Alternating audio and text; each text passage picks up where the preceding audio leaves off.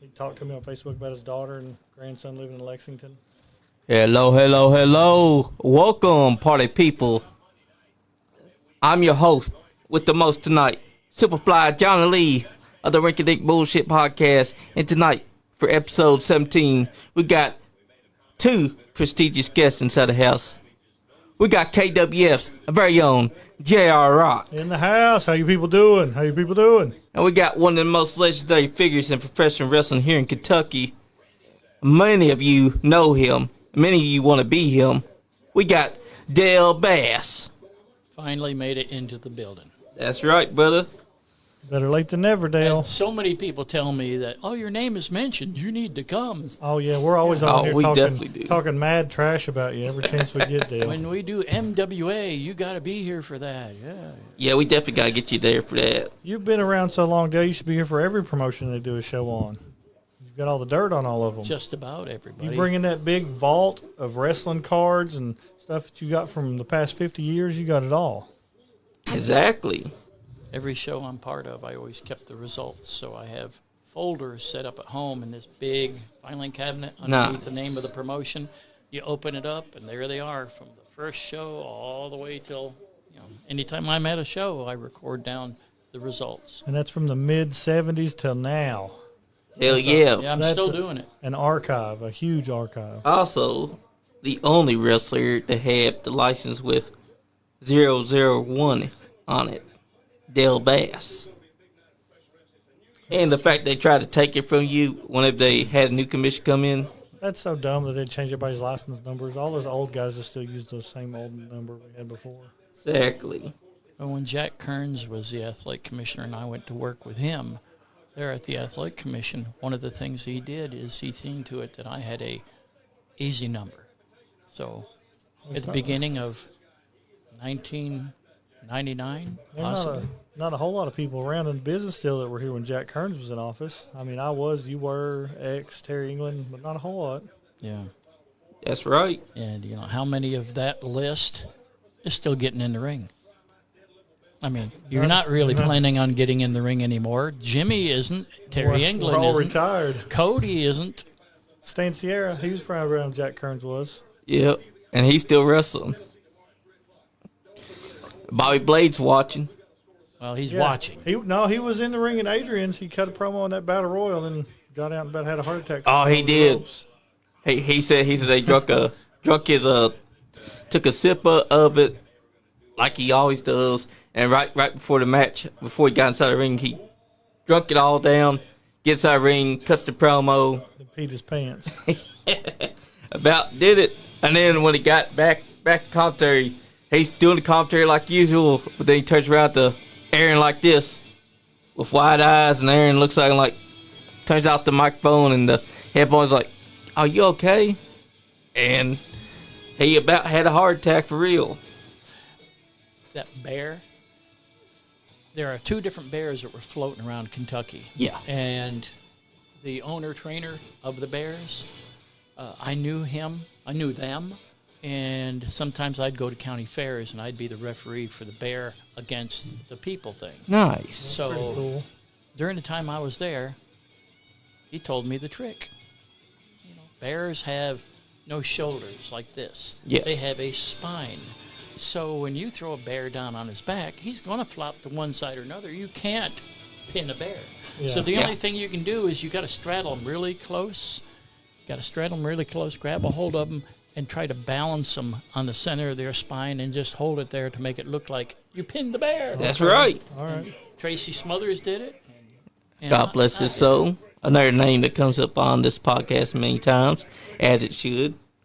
And Bobby Blade said this. He said, Dale Bass been around wrestling so long that he refereed Abraham Lincoln versus J.R. Roc.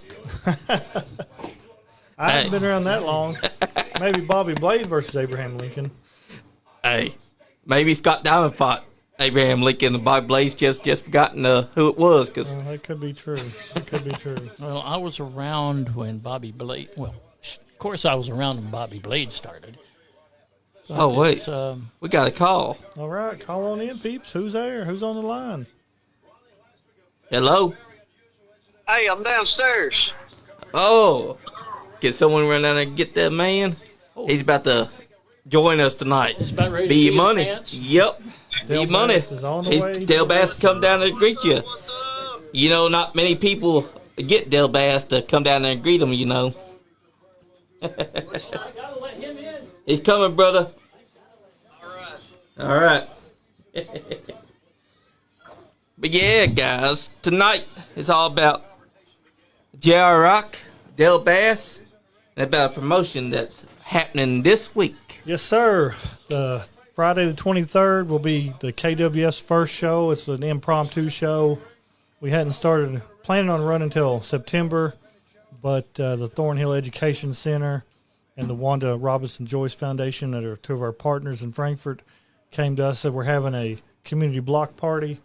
And then we said, well, what can we do to help you guys out? You want us to bring a table and hype up the company and let everybody know that we're going to have some shows here? And they said, well, sure, go ahead. And then they said, well, if you want to bring the ring and set it up, everybody can look at the ring, go ahead.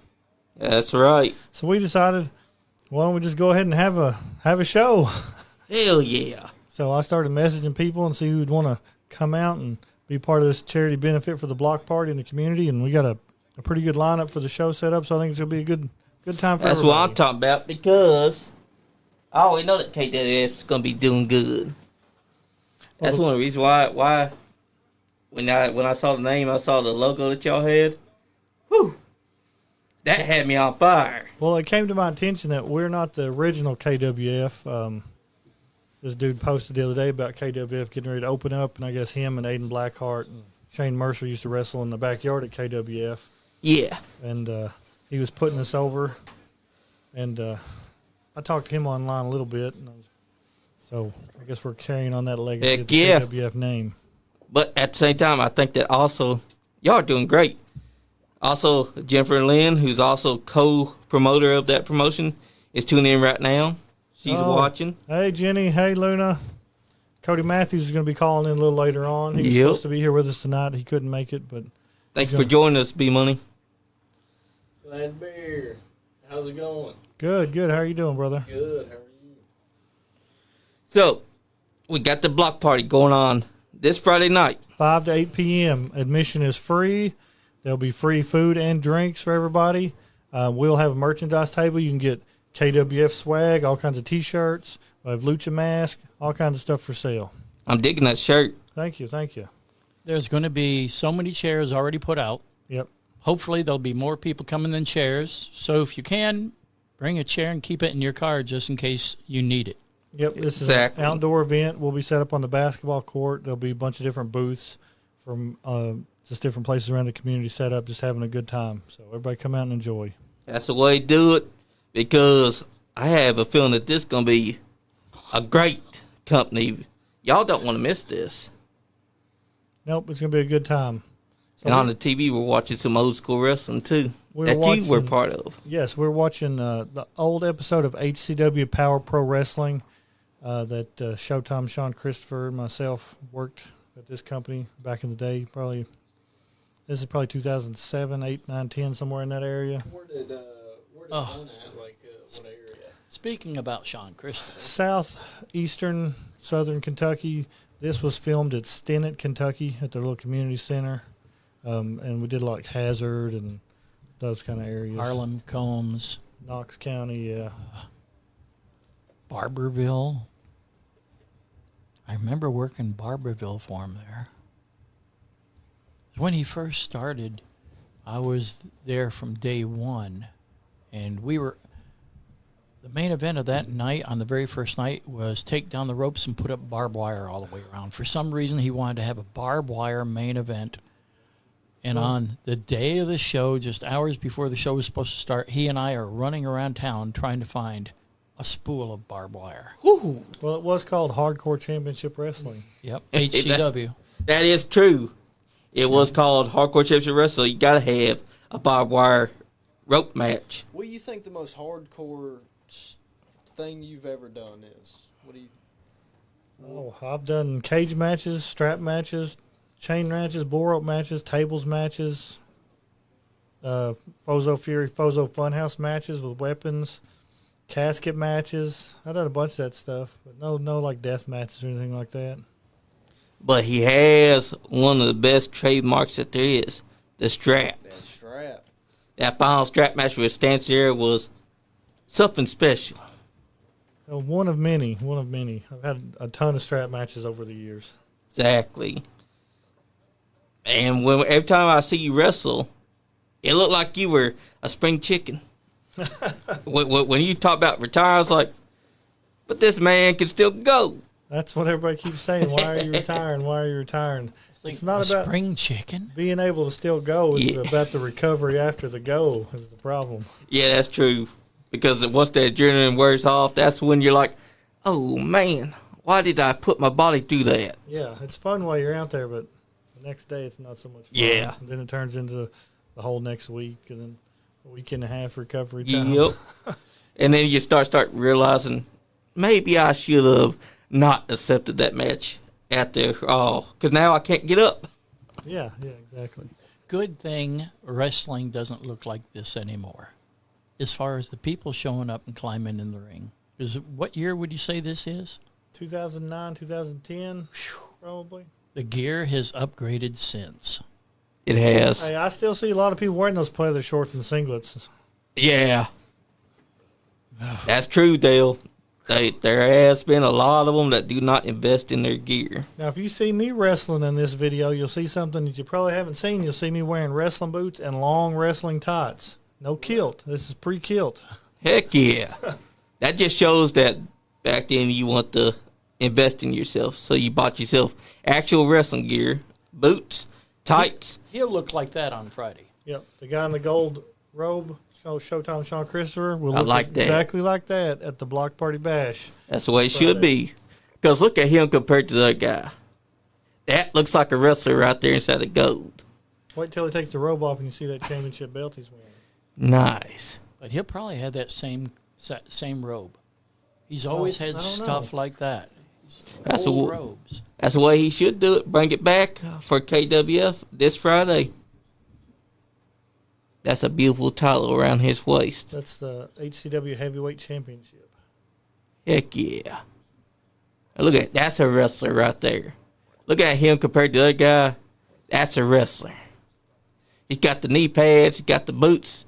He's got the trunks. He has been in the PWI 500 3 or 4 times. That's a hell of a feat, too. Who is the guy that he's wrestling? That is one Devin Blake, Devin Blake. retired. Yeah. What year did he retire? Maybe 2 or 3 years ago. I won't fault him for having shorts with crosses on them. But at a time like that, when you're wrestling a guy that's looking like the other guy, maybe invest inside your gear. Now, Devin started his career at MWA. Nice. Mountain Wrestling Association. That's where he started. Heck yeah. You were telling us about your book. Oh, yes, the book. We got all kinds of big announcements. The book is here. 550 pages, paperback. You can also get it in a hardback, which is a little bit larger, and it's about 400 pages. I'll have some of these at the Block Party Bash for sale. $25 a copy. Anybody that wants one, come see me. There's colored photographs all Yes. throughout it. In between All each throughout. page of the book, there is old wrestling show flyers. There's pictures from some of the matches, and there's 100 stories from the past 70-some years of wrestling, 50 years, whatever, since from Dale's early days all the way up until the recent couple of years. So 50 years worth of stories in this book. In the back of Heck the book yeah. has a list of Yes. wrestlers that have contributed to the Yes, book. if you get this book, it has an autograph page, so you can go around and try to collect autographs from everybody that has contributed to this book. Oh, can I see that? Guys, you're going to want to get this book Friday night. I'm telling you. Because there's a lot of stories out there that you've never heard of before that you're going to want to read. And that's worth the price right there. JR was telling me that after he put together this first book, he's starting to get enough material to consider making book 2. Yes, Ooh, I've got extra stories left over. I just got another story the other day, so I'm still got stories collecting, but now that we're up and promoting KWF, second book's kind of on the back burner. I want to get as much play out of this first one before I start the second one. I just Donnie want to Green. say he has an absolute stacked roster of signatures and stories inside of that book right Oh, there. he does. And Donnie Green said, "Hello, sir, Dale Hello. Bass." We have stories from myself, The great Donnie from Green. my wife, That's Chad right. Stewart, from John Strange, from Rated X, from Colt Steele, from Sean Christopher, Maria James, Terry England, Joe Clark, Rick Gunner, Stan Sierra, Vito Andretti, and Del Bass, and many more. Y'all are gonna want to get this book Friday night. I'm telling you. These are all true stories. There's no fake fiction. It's all true stories from the wrestling world. Bobby Blade said that he would love to get one of those, JR. All right, But Bobby. he won't be able to see you until the 30th. That's right, at Nicholasville for Yep. Adrian. I will be there, and I will bring you a copy of the book, Bobby. That's right, Bobby. Give him that special price, that $50 price, That's right. That's right, Bobby. Special Bobby Blake just price. for him. And Chris Crow's watching too tonight. Heck yeah, that's What's another up? good talent. What's up, Mr. Crow? Crow said, "What's going on, guys?" We are going to have Chris Crow at KWF this fall. I'll Yes. talk to him. We're Yes. bringing him down. He's going to be wrestling for us. We're excited. That's what it's all about. Bring your guys like Chris Crow to the company. Yes. That means y'all gonna be on fire because that man has a hell of a spear. Yes, he's a very good worker. Well, if you look at the people in professional wrestling in Indiana and Kentucky area, everybody's getting booked on Fridays and Saturdays. And I know I talked to you and said something to you at a show when I was standing next to you. Yep. When it comes to Sundays, we're going to run on Sundays. And that gives us the opportunity to book tons of people that we couldn't get on Fridays or Saturdays, but because it's Sunday, they're available. So we've got quite a list of quality, experienced, veteran wrestlers, upcoming, and just a ton of workers to come to Kentucky Wrestling Federation that didn't just get off the banana boat. These guys all know what they're doing. It's from first match on to the main event, we've got a roster. That's what it's all We've about. got a real roster. It's a real good roster. And the shame part about it is if you run a show and you're using 16 guys, you got about another 50 or 60 that wish, like, you didn't call me. Well, on the next show, then you use another different 15, 16 guys, and we still got 50 more sitting off the side. Like, you didn't use me? Like, sooner or later, everybody's going to get their chance to get rotated in because wrestling fans don't want to come show after show after show and see the same exact workers from match one all the way through to main event. They don't want to see the same people show after show after show. So you're going to get variety. They're going to see wrestlers, some of them they've never seen before. The people that J.R. Rock is able to get to come into Kentucky Wrestling Federation, these are kind of like the best of all the other circuits out there. Like, he said we got Stan Sierra. Well, yeah, he's the best of like 3 or 4 different promotions. Yep. We've got Zodiac coming in. He's the best of several other promotions. We got Jack Vaughn. There's all these names of people that's going to be coming into Kentucky Wrestling Federations that actually have real name recognition. They are like the champions here and here and here, and this guy's the champion of here and here and here. And at the free show coming up, we even got a guy called Charles Colton. Nice. And JR can tell you about Charles Colton. Oh, I love Charles I Colton. teamed with Charles Colton. We were USWF Tag Team Champions for a while. Charles is multiple Tag Team Champions now. Great guy. Hell yeah. He walks around with 3 belts. Yeah, I was there when he won his 3rd championship. Cashed in, and he took full advantage. Took that title from him. We will also have Women of Wrestling star Big Rig Betty at the Yes. this Friday in action. Some might say that Big Rig Betty looks oddly like Amazing Maria. Maybe one day we might see those two wrestle each other. Twin I sisters. think that's why I think they're twin sisters. Yeah. I do too. We also have a lot of other lady wrestlers as part of it, like Lexi Green. Yes. We will see Lexi Green, an original member of the Dysfunctional Family when she That's started right. back in the day. And she has changed so much since her first days of starting in. The way she used to be, the way she looked, to the way she looks now. And then we have Big Mama. It's going to be Frankfort, Kentucky, Donnie Green. Yes, sir. Frankfort, Kentucky, Thornhill Learning Center, 700 Leslie Avenue. And Big Mama is a great name, too. Well, 5 to 8 p.m. If you get Pro Wrestling Illustrated and you take a look at the last several issues, Big Mama's name is in there for the NWA. Yes. Did you notice? She's the ladies champion at NWA, I believe, right? I'm not sure if she is right now because she was. I listened to Busted Open on the radio, and I think I heard them yesterday say something about the ladies champion for NWA is somebody else. Oh, okay. But Maybe Mama, I've seen her listed as like one. She did at one point. I thought she. Yeah, she did. And she's been the NWF Women's Champion. Oh yeah. She's the Gen X. Well, she would have been a Gen X Pro Wrestling Champion, but that went to someone else. And you know what? But she holds other titles. Her and 8 other ladies will have the chance to become a KWF Women's Champion when we have our Ladies Heavyweight Championship tournament later on, either this fall or early next year. Nice.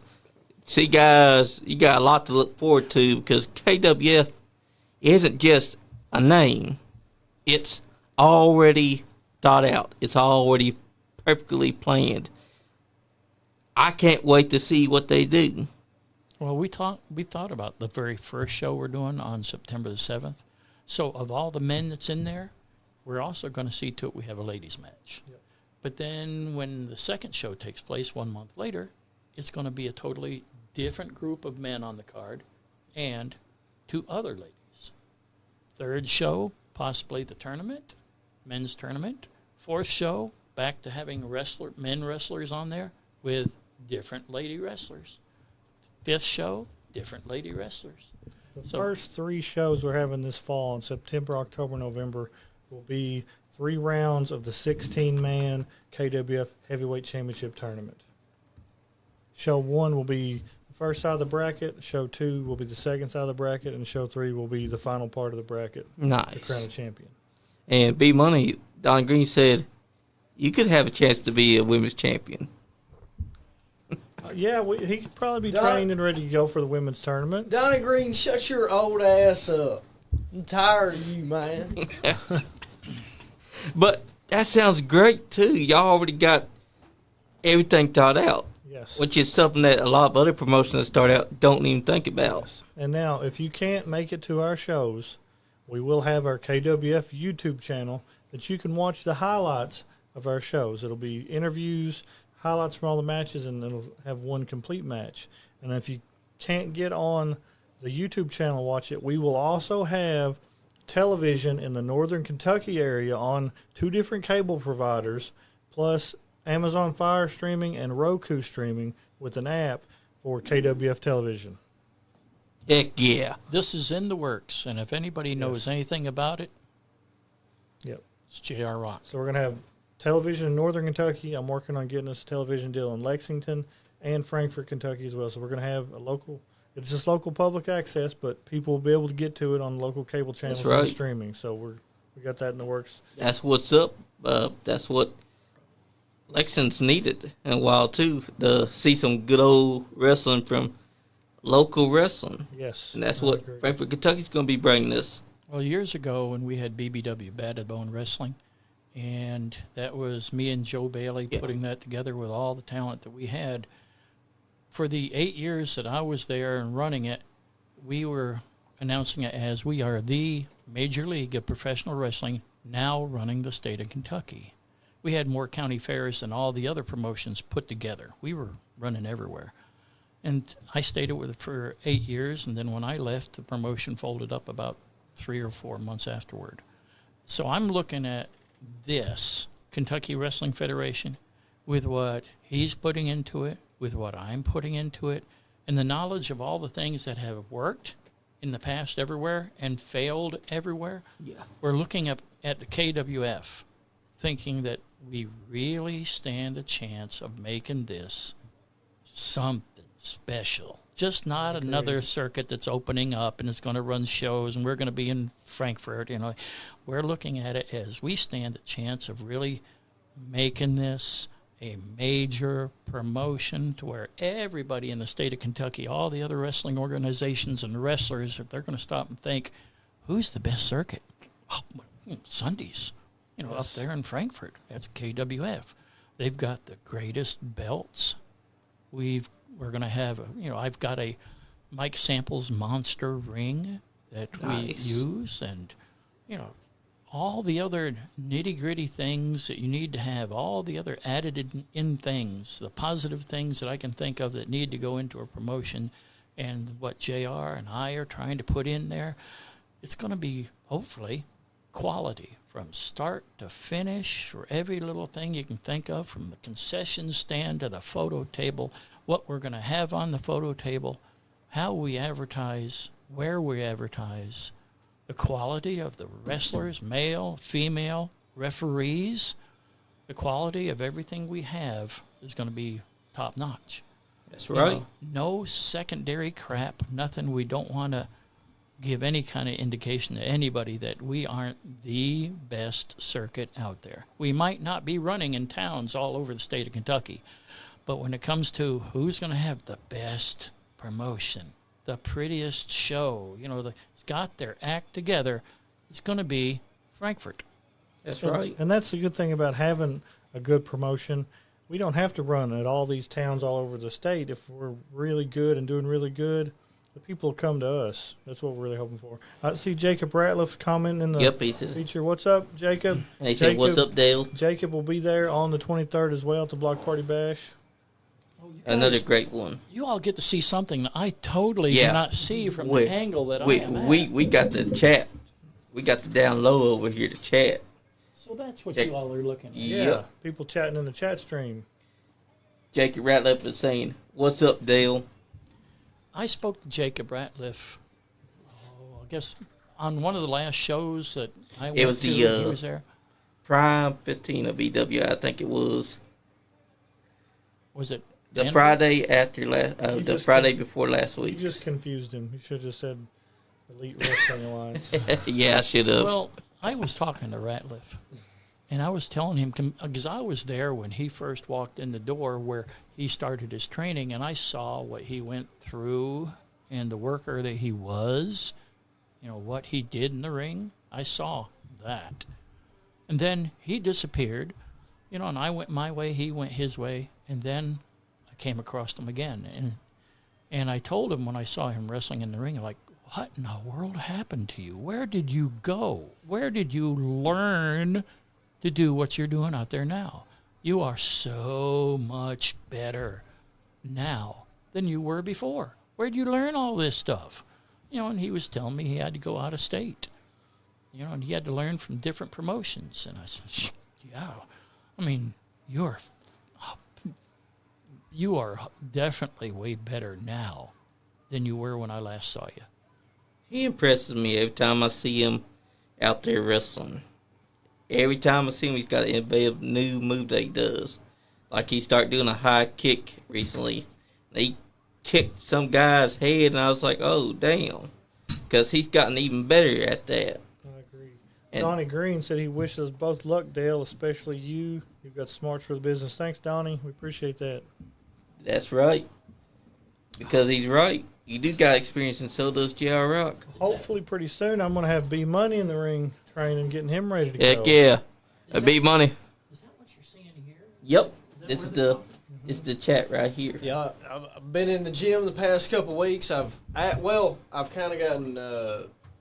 I had an appointment Monday, but I went in and they said that they booked me the wrong appointment, and so the doctor that I had to see, I couldn't see, and so then I had to get an appointment rescheduled. Hey, we got tripping balls. So next Tuesday, I'm getting the license. Okay. What's up, Andy? Well, I've already paid for it, but they ain't got my physical. They rejected the physical, so. Yeah. Well, if it doesn't work out, let me know, because the doctor's office that's partnered with us, they do physicals for wrestlers and with a discount, so we can get you in there. It's in Lawrenceburg.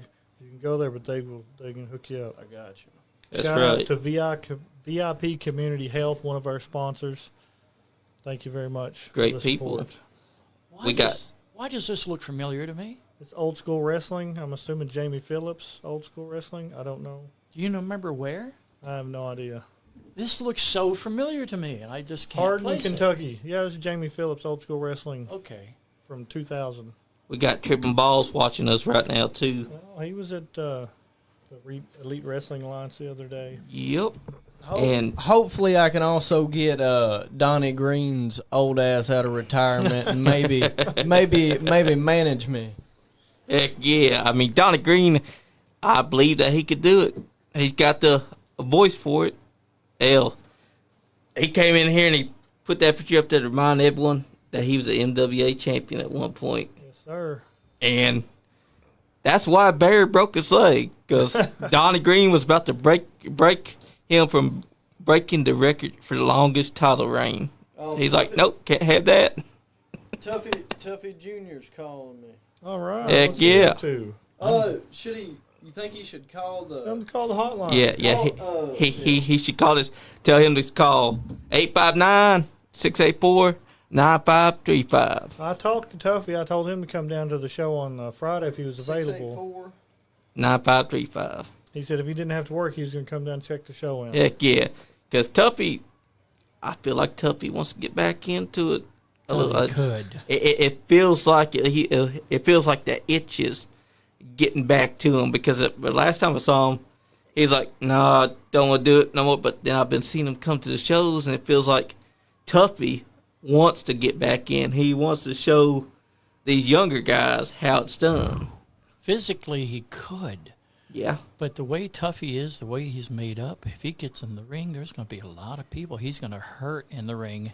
Not intentionally, but Tuffy is... Also, well, I don't can't say forget... he's stiff, but he is... Also, he's a bull. don't forget his chops, because the man, when he chops, whew, they think that they know a chop. Wait till a Tuffy hits him with a chop, because he likes to do that double chop. Well, there's certain people that have always had notorious chops, and Tuffy is one of them. And if Vic the Bruiser wanted to, Vic the Bruiser is one that will light you up. But there's certain people over all the years you don't want to really get angry in the ring and have them chop you. Tuffy is one of them. And Johnny said he would like to manage B-Money. He just wants to manage B-Money. That's what he just texted me and said he needs to go get his license too. And I think he might live out. I'm not going to expose your location, Donnie, but I think he lives close to where Lawrenceburg. Okay. So you heard him. What was the plug for the VIP Community Health in Lawrenceburg? They can hook you up with your physical to get you relicensed. And also got Casey Chaos watching. Casey. Yes, Casey, I know that's name you. In a while. Yep, he's tuning in tonight. What's going on, Casey? We definitely need to get him in here for the next NWA month, because I want to do a second one. We already did the first one. We missed out on having Dale Bass in for that one. Well, since we're bringing up all these old names from the past, hopefully this comes true. I've been talking to the one and only Kelly Charles about coming to KWF for one last run. No. Kicking Kelly. Kicking Yes. Kelly Charles. Yes. So I'm hoping he's going to do it. I talked to him a little bit. I told him I was down if he was down, so we might get to see Kicking Kelly back in action. Casey Chaos said, Tuffy once chopped both of my nipples at the same time. I believe it. Did he pick him back off the floor when he got done with the chop? Throw him on a pizza or something. What's up, Nick Depp? He's tuning in as well. Hey, Also, Nick, what's up, brother? I talked to him today. at one of the shows that Sean was recently at, Tuffy had these pliers, and Sean didn't expect it, but Tuffy brings them out and clips his nipple and twists it. Hey, Tuffy's twisting everybody's nipples if you've been in the ring with him. I'll go ahead and tell you that right That's now. right. Nick Depp, a future wrestler for Kentucky WF. Well, I can't wait. Yeah, Yes, we're going to have Nick down for sure. yeah. That's definitely one of those guys that gets it. He brings that intensity every time I see him. When me and John Strange were running New Origins Wrestling, Nick came down and wrestled for us in Irvine. So. Heck yeah. Bobby Blaze said, I love Kelly. Kelly's a good dude. Heck yeah. That's awesome that Kicking Kelly just might be coming out for one more I run. hope he does. Yeah. Oh, we got Scott Diamond tuning in. What's up, Scott Diamond? Hello, Scott. I'm telling you, KWF is the place to be, especially this Friday, because it's a free admission block party. It's at the Thornhill Education Center, 700 Leslie Avenue. Yes. Guys, 5 to 8 p.m. Free hot dogs and chips. that's Be a right. good time. And also, the fact that it's in Frankfort, Kentucky. If y'all can't make it out there, something's wrong with y'all. Because I'm telling you right now, that is the company to be at this Friday night. That's the capital of Kentucky. That's You right. can't make it out to your capital. That's at least right. Once a year. What are you doing? Now, Exactly. This is just going to be a sample of KWF. Just a sample. Oh, just like that little. Yep, that little- it's that gonna- little- Yeah, that this little is cup just- of, the little cup of roast beef. This is they give you. just as an unofficial little sample. Yeah, I mean, because you don't want to give it to them Yeah. right now. You want to give them something to salivate over, something to want to sink their teeth into. Because September 7th, that's when they should be ready for Yes. KWF. But let's just not make this about KWF. I want to plug USWF and UCW. Their fair tour is getting ready to start. Yeah, it is. They will be in Carrollton on the 27th at the fair. Go out there and see them. It's always a good show. I wrestled on that fair tour for years and years. Great guys, great wrestling. Go see those guys. That'll be the USWF and UCW wrestlers, and also bringing in Northern Wrestling Federation. That's right. Roger Ruffin. He's also going to have people down there, like Big Mama's going to be there. Hell yeah. And I can't tell you who. Oh, let's see. Adam Swayze's going to be there. Great guy. Stan And Sierra will be there. Big Great guy Rex. as well. So, yeah. Marty Clay will be Ooh. there. Our champion and AMW champion right now. That's a hell of a crew that they're going to be seeing on these fair tours. And some of these people are going to all be part of KWF. So when we start Yes. running in September, October, you're going to be looking at the people that's going out there going, oh, champion of this one, champion of that, champion of this one, champion of that, ooh, champion of this, champion of that. You're going to see people that have a real career, people That's that right. have made something of themselves. They're all going to be coming to KWF, and they're going to wrestle under our banner. And in time, by the time that third show comes around and we have the tournament, I mean, everybody going in the tournament is going to be kind of like champions from all sorts of different promotions. They're all coming to work underneath the KWF banner on Sundays. Heck yeah. That's what it's all about.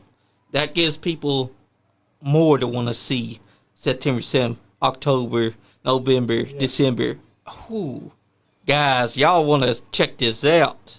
Yes. And also shout out to Terry England and Ultimate Championship Wrestling. They've been doing some great things. Yes, sir. And Hello, Trip Terry. Crown Wrestling. All these promotions, man. And KWF isn't just about us and the wrestling. We're also about the community. Yep. We have partnered with the Kentucky Special Olympics, the Wanda Joyce Robinson Foundation. So every show that we do, some of the proceeds will go back to help those charities. We're also a vendor for the Say Yes program in Frankfort that helps children with incarcerated families be able to come to events and get into activities in the community to stay out of trouble. That's right. And Scott Diamond said, what a crew. Good evening, gentlemen. Hello, Always Scott. great guy. Scott Diamond, what up? Scott Diamond and his House of Diamonds, I've told, will be at KWF Hell this yeah. Friday. I can't wait for that because Scott Diamond's someone that you want to have there. He's got a wealth of knowledge. I'm familiar with the cartel, which I guess that's no longer the thing. I don't know who the new House of Diamonds is or what it includes, but I'm sure it's something nefarious. That's right. Man, I tell you what, him and Austin Diamond. Austin's come to his own here lately. Yeah. At He's the- only 18 years old. Yes, and he had the entire crowd cheering him the loudest that night at EWA. That caught me by surprise. Yes. He gets a big cheer everywhere he goes. Scott Diamond said the Marines will be in the house on Friday to Heck observe yeah. and support KWF. That's what it's all about. That's actually pretty cool to know. Because Scott Diamond, it has been part of the Marine Corps for so long. And to have true. them coming at KWF, that's fire. I think that people need to go and support their local comedians, local communities, their local wrestling. They need to go out there and just have a ball and treat all of their companies that they're going to with respect. I agree 100%. Because that's what it's all about. That's what makes Kentucky wrestling the best that it is right now. Is it them showing their support to all these companies? Because you got KWF, AMW, UCW, TCW, USWF. You got, man. New South is coming back. Appalachian. That's right. All these companies. Wildfire. Exactly. And WWA. yes, especially WWA, because I've been paying attention to them as well. Their guys have been doing great work over there. And all the talents that we've been seeing, like Big Mama, Lexi Green, Marty Clay, Omega, Zodiac, well, Michael Zodiac as he is now. Mm-hmm. All these guys have been improving because they put in the time and the effort and the work. Nick Depp, hearing that he's going to be a part of KWF as well. Yes, sir. That's awesome because he's another one that gets it. Kid Mac, the midget champion per Scott Diamond, will be in the house as well. Heck yeah. He's going to be there. What's up, Kid Mac? That's what I'm talking about. See, KWF's getting a lot of them coming to the KWF. That just shows you how hot this company is already. Just wait till it actually has its first show in September. Yes. Well, JR, tell them about the different sites that are in the works. Okay. Let me put this over here as a cheap plug for my book. That's right. So we're based out of Thornhill Education Center, is where most of our shows are going to be held. But also have in the works from shows for Kentucky State University on their campus. I have in the works some shows at Westridge Elementary. Actually, I haven't even told Dale this. I was approached by somebody for doing a fundraiser for Adair County High School. Ooh. So that's in the works. Heck yeah. So we got several things cooking and going. We're trying to get us a good, stable base and have a strong showing. We have someone in Louisville that's working Yes. on getting us 1 or 2 locations in Louisville. That's what I'm talking about. That right there. Whoo. And with the sites that they're planning on, the JR's planning on getting up and going to the KentuckyWrestlingFederation.com, if that's what the address is going to be. I don't know, but Yeah, it's in the works. Also, I've got some connections in Moorhead. One of the guys that did my documentary, he's helping us get a show up there. So it may be on campus or close to campus somewhere. Hopefully that comes through. So That's what it's all about. We're going to hook the Kentucky Pro Wrestling Hall of Fame into the Kentucky Wrestling Federation. So, we'll kind of... Jack Ratliff's giving the ideal here. He said, I would love to run it back with Nick Depp. We had a hell of a match in Indiana. Oh, that's definitely a good idea. It does, because both of them's hard hitting. Well, he's talking to the booker. He's correct. talking to the man he needs to talk to if he ever even thinks about pulling it off. That's right. And Bob Blades them is watching. Everyone is tuning in tonight to hear what J.R. Rock has to say. And what they can see right here on the table is J.R. Rock's newest book. Yes. Which he will be selling at the show this Friday. Locker room. And then I had to fall over. Locker room stories. It just had to go fall over. Right when you were talking about it. Locker room stories. 100 stories. He's putting it over and it shocked me. From Kentucky wrestling. It shit the bed. Over the past 50 years. Stories from Dale from back in the day all the way up to current stories. So it's got a lot of good stuff in it. A lot of flyers people may have never seen. An autograph section for everybody that contributed stories. I think there's 20 contributors in this book. So it's got a lot of good stuff in it. Nice. And not only that, but it sounds like you're going to be having a second book that you're going to be working on after this. Yes, eventually. Hell yeah. Because you just know there's so many other people that ain't told you their stories yet. Yeah, who's some of the names that are not in this book that might be on the second Well, I know book? JR doesn't keep everything on his mind. No, so if I've he got has him- a story come, he writes it down Yep. and he puts it aside, I've so got he's him. got it. I've got a story from Kelly Charles that didn't make it in this book that's going in the second book. Nice. I've got a story, I want to say Outlaw West. Oh, I have a jeez. story that's going in the book. That's Dale Peterson, I haven't heard his name in a long time. I got a lot of stuff getting ready to go in. I got a story from Dominic McVeigh going in the next book. Another good name. Yeah, and several other ones I've got. Maybe another Terry England story in the next book. I've got some in my email. I've got some on my phone. So I've got several more. Are you going to approach like Chief Lone Eagle and Little Farmer John? Eventually, and I've got to get back up with Chris Hayes. I didn't get any of his stories for this book, so I'm going to get him on the next book. Get Doug Vines? Yeah. And Jessica Hart? But yeah, hopefully second book will be coming maybe next year. We'll see. There's a bunch of people from the old Hall of Fame that are still alive that could be approached and asked. I got a lot of irons in the fire right now, so Nice. maybe get some stories from Dan Childers when I see him. Heck yeah. Showtime Dan. Yeah. Every time I see him at EWA, the man still got it. I mean, he says he retired, but you can't retire a voice like his. Just about everybody has one good match still left. That's right. I mean, even Rip Rogers, who we all were hanging out with here a little while ago. To look at him, I mean, he's no Rip Rogers like he was 20, 30 years ago. Yep. But you can look at him and tell, like, you don't really want to mess with him because this old man, if he wanted to, he would turn you inside out. That's right, and I bet that he could give one great last match if he wanted to. Or one last great fight sticking somebody's head up their own butt. That's right. Because he's still Rip Rogers, the man that you knew way back when.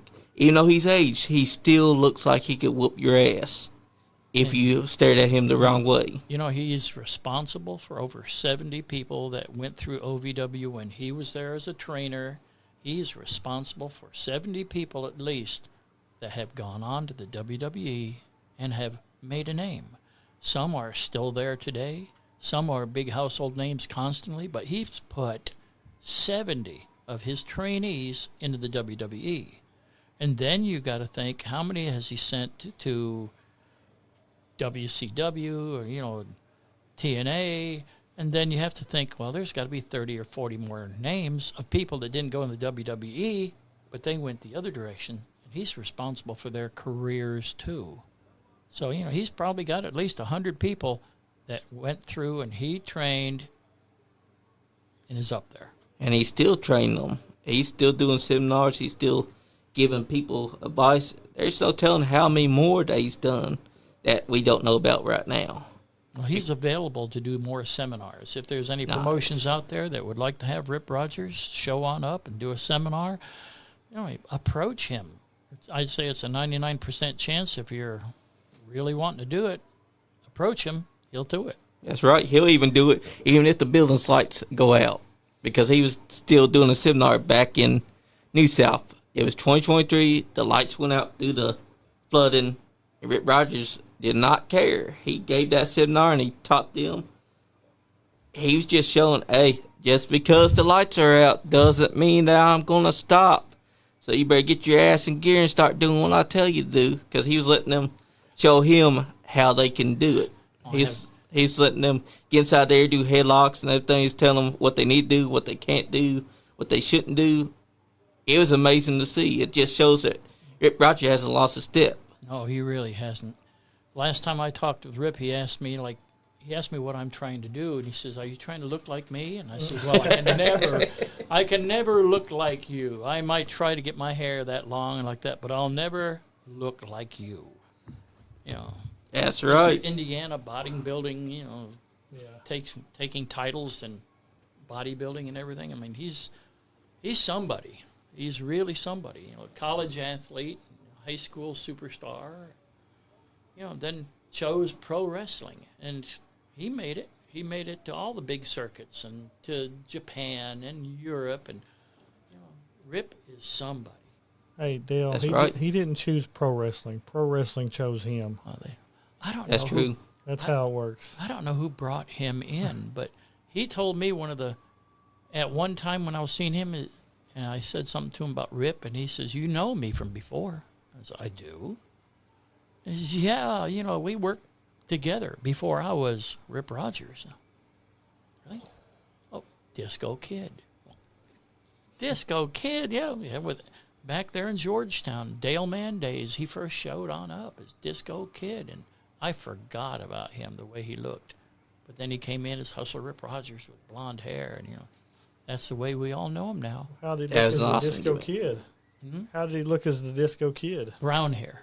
Brown hair? Oh, I can't imagine Rip Rogers with brown hair. Yeah, brown hair. Was he still muscular like he was? Not as defined. Not as defined as the Hustler? Not as defined. It's in between, I guess, Disco Kid and now. He blossomed up. He didn't do the same stuff that Randy did, but he blossomed out. He looked, he can do the part. Yeah, he did. He can hold his own and get out there and wrestle just about anybody. And he toured the world. He went to WWE in Japan, and he went to Portland, and he went all around. He worked all the big names. He worked up in Detroit, and he worked over in Indianapolis for the Tim Bruiser, Griffin and, said. he worked everywhere. Tim Griffin said, "Hello, JR and Bass." What's up, Timmy? How you doing, brother? And then Bio Blade chimed into him. He said, "Tim, did you know that Reddy X is a former 19-time NWA champion? Which Reddy X likes to remind us all the time." And how many times did he lose that belt? He's lost it. 18 times or 19 Yeah, times? 18 times. Yep, that's Yeah. right. Yeah, the fun thing is if you can gain it once and hold it for 5 years. That's true. Well, Dale Mann has, or I don't know if you want to say Stan Sierra had it, but Dale Mann had it undefeated, never dropped the belt. And that was all across Kentucky, Georgetown, every Sunday night, and still all across Kentucky. And he held it for over 5 years. And he still holds that record. Well, he probably does. Because even though the promotion approached me and asked pertaining to Dale Mann's record, and I told him as far as my records show, Dale's career, of all the shows, yeah, he had it for over 5 years. And they're saying, well, Stan Sierra is approaching it. You come within 1,000, I guess you could say he's approaching it. But Stan basically, he came to 2,000 in 200 plus days, but he has not broke the record yet. He thought they was, didn't happen. well, old school, it's Dale Mann. Yep. Here recently, in our times, it's Stan Stan Sierra. Sierra. Well, speaking of championships, how about we unveil the KWF Heavyweight Championship? I was about to say that. I know everybody's dying to see our heavyweight title belt. They are. Yeah. I didn't know we was doing this tonight. Oh, yes. Really? All the Yes. belts are in, but this is the one being unveiled tonight. That's right. This is the one that'll be there Friday. It's an Right, exclusive JR? look. JR, this will be there on Friday for the Yes, fans to see, this too. will be there on Friday for the fans Oh, to see the KWF Heavyweight Championship belt. That right there, guys. dude, that thing's Out of beautiful. Europe. Hell yeah. Made in Europe. That is fire. And it's not a piece of sheet metal. Hell yeah. Fire a bullet at that, and the bullet will bounce off. It is so thick. It's got That. some weight. Oh, yeah. Now, guys, It's quality. hold that up to the camera, B-Money. So that people can get a better look at it. As we had said before, pertaining to Kentucky. Y'all see Wrestling that, guys? Federation, That is the KWF Heavyweight Championship right there. And take a good look at the side plaques if you can. They're different, That's right. and they pertain to Kentucky. Look at that. Now that is a beauty. Now that right there, whew, that's a title belt that a heavyweight champion would want right there. Well, when I was mentioning about quality, It got some everything we weight need to to it, do, money. Yeah, it's got a little bit of weight to it, but That's what you want whenever Every- you want it. everything we're doing pertaining to That right every there. action, it's quality. And That's a beautiful title. that could be the very best belt in the state of Kentucky right now. Hell yeah, that is the title that I think that they're going to be wanting to try and get right there. It's not like we got side plates that have Australia and Japan and Canada and Mexico on it. Exactly. What reason do people have putting plaques that say that on them? Guys, that was an exclusive look at the title belt that you will be seeing this Friday at KWF. This is KWF's Heavyweight Championship that they just showed off. That was an exclusive look at it. Even the side plates all mean something too. Each of the 4 side plates mean something. they had a They had a Derby horse, and Yes. on the other side, Alex was a Ripper said- Wildcat. Yes, we had a Derby horse, we had the Wildcat, we had a Bourbon Trail logo, and we had the Commonwealth of Kentucky flag logo. Hell yeah. And Alex Ripper said, so is there tag team championships? There is a tag team championship belts. We have those as well, and the ladies championship belt that we will be back on here later this summer to unveil both of those. Bobby Blade said, well, now that I've seen the belt, I guess I have to come out of retirement again. Oh, and if he comes out of retirement, remember, you cannot be part of the ladies' tournament. Yeah. Now, some of us know why I said that. Yeah, we do. You do, Bobby Blade. You know why I said that. Exactly, because we remember. Because you're not going to be the first ever ladies champion for this promotion. That's I'm not exactly saying that right. mean-wise, but, you know, if you want to buy a ticket and sit there in the front row and watch what we're getting ready to do, you're more than welcome. But I don't think you're going to buy a ticket, right? You've got plans for Bobby Blade, don't you? I do. I have a toilet that needs scrubbed. Oh, man. Well, he can do that. Hopefully Bobby Blade and Kenneth Smith and Terry England and Shad Stewart they will all be the voice of KWF doing commentary and interviews and voiceovers along with some other people. So yeah, I've got plans for Bobby. Oh, man, now Jake Ratliff has pitched an ideal. Bobby Blade versus Jacob Ratliff. Oh, I'd like to see that. Me too. That'd be Bobby Blade's official last match. Yes, it will be. If I wasn't retired, I'd like to see Jacob Ratliff and J.R. Rock versus Bobby Blade. That would be fantastic. I don't think that Bobby Blade would show up for that match. He'd be like, what do you mean I have to take on both of them? Now, the ladies' belt and the tag team belts are just as nice as the heavyweight belt. Nice. They're just as nice. And colorful. Very and colorful. All the other belts have our colors in them. The ladies' belt has a pink leather strap. The tag team belts have a purple leather strap. Nice. And the ladies' title is different. It doesn't look like the normal ladies' belt. When you look at it, you're going to go, oh, that's a ladies' championship belt right there. You know, absolutely a ladies' belt. Ours is unique. So That's right. maybe end of June, July, we'll get in here and unveil the ladies' belt, then do the tag belt. That's right. And, you know, Well, his plans are for Kentucky Wrestling Federation. We're thinking of get this heavyweight belt on somebody. Go through this tournament, get that heavyweight thing done. And then we're going to start working toward the ladies' title. That'll be the next one coming. But in between the men's title and the ladies' title, there's going to be more men matches and more different women appearing on show after show after show. So when we have our ladies' tournament,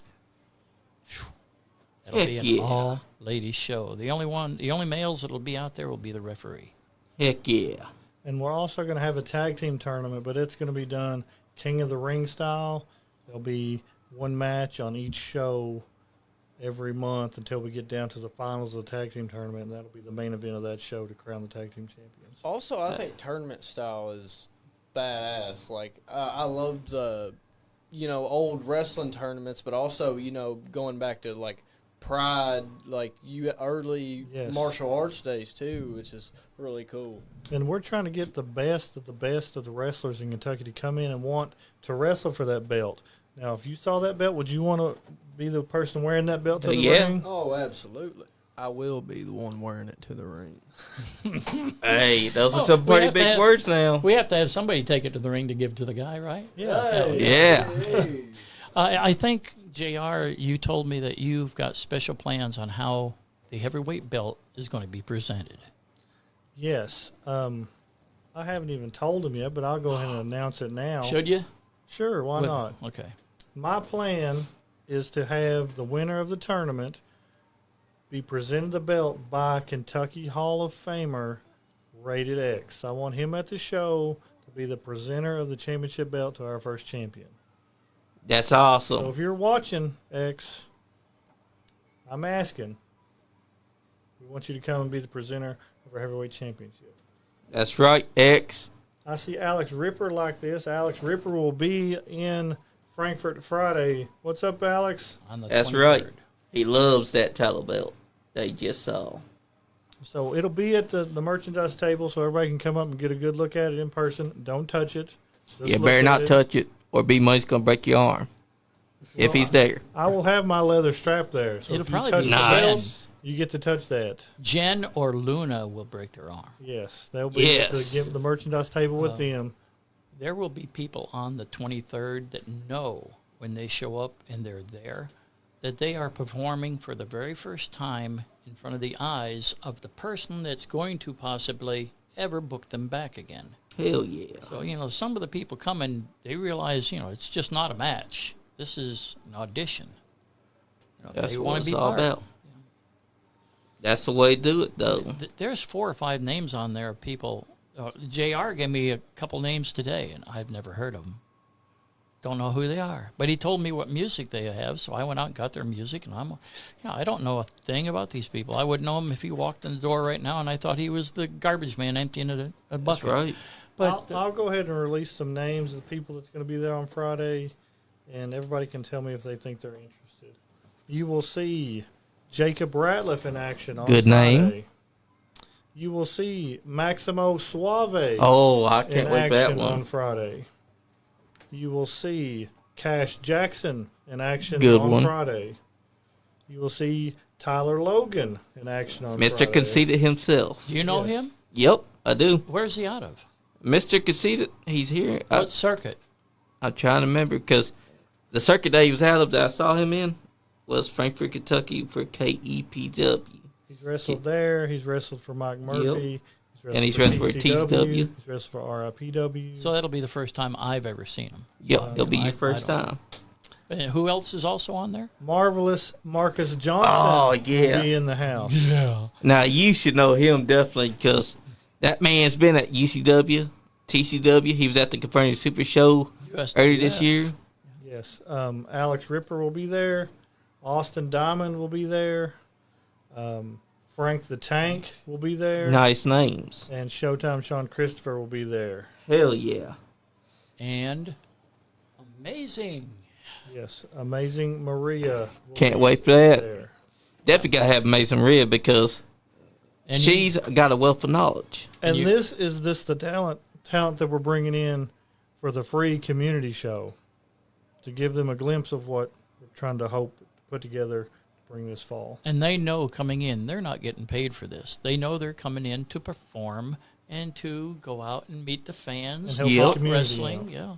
And to show that they belong to get booked again in September Yes. and for other shows. Oh, there's several on there that we already have plans for the future shows. But then there's some of these new people we haven't seen, and like, we're going to find out.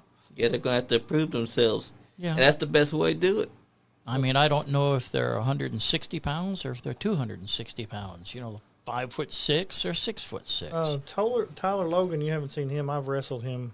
Been in the ring with him a couple times. He's got a good look, very nice He physique. does. Does he have gear? Oh, he's got gear all right. Unlike most of these new guys, this man has had gear. Now, I do have to say, he couldn't defeat Iron Madness when myself and Cody Matthews were tag team champions, but that's neither here nor there. But he's a good wrestler. That's true. Now, as far as the booking goes, there's the man. Yes, That's right. I am the booker.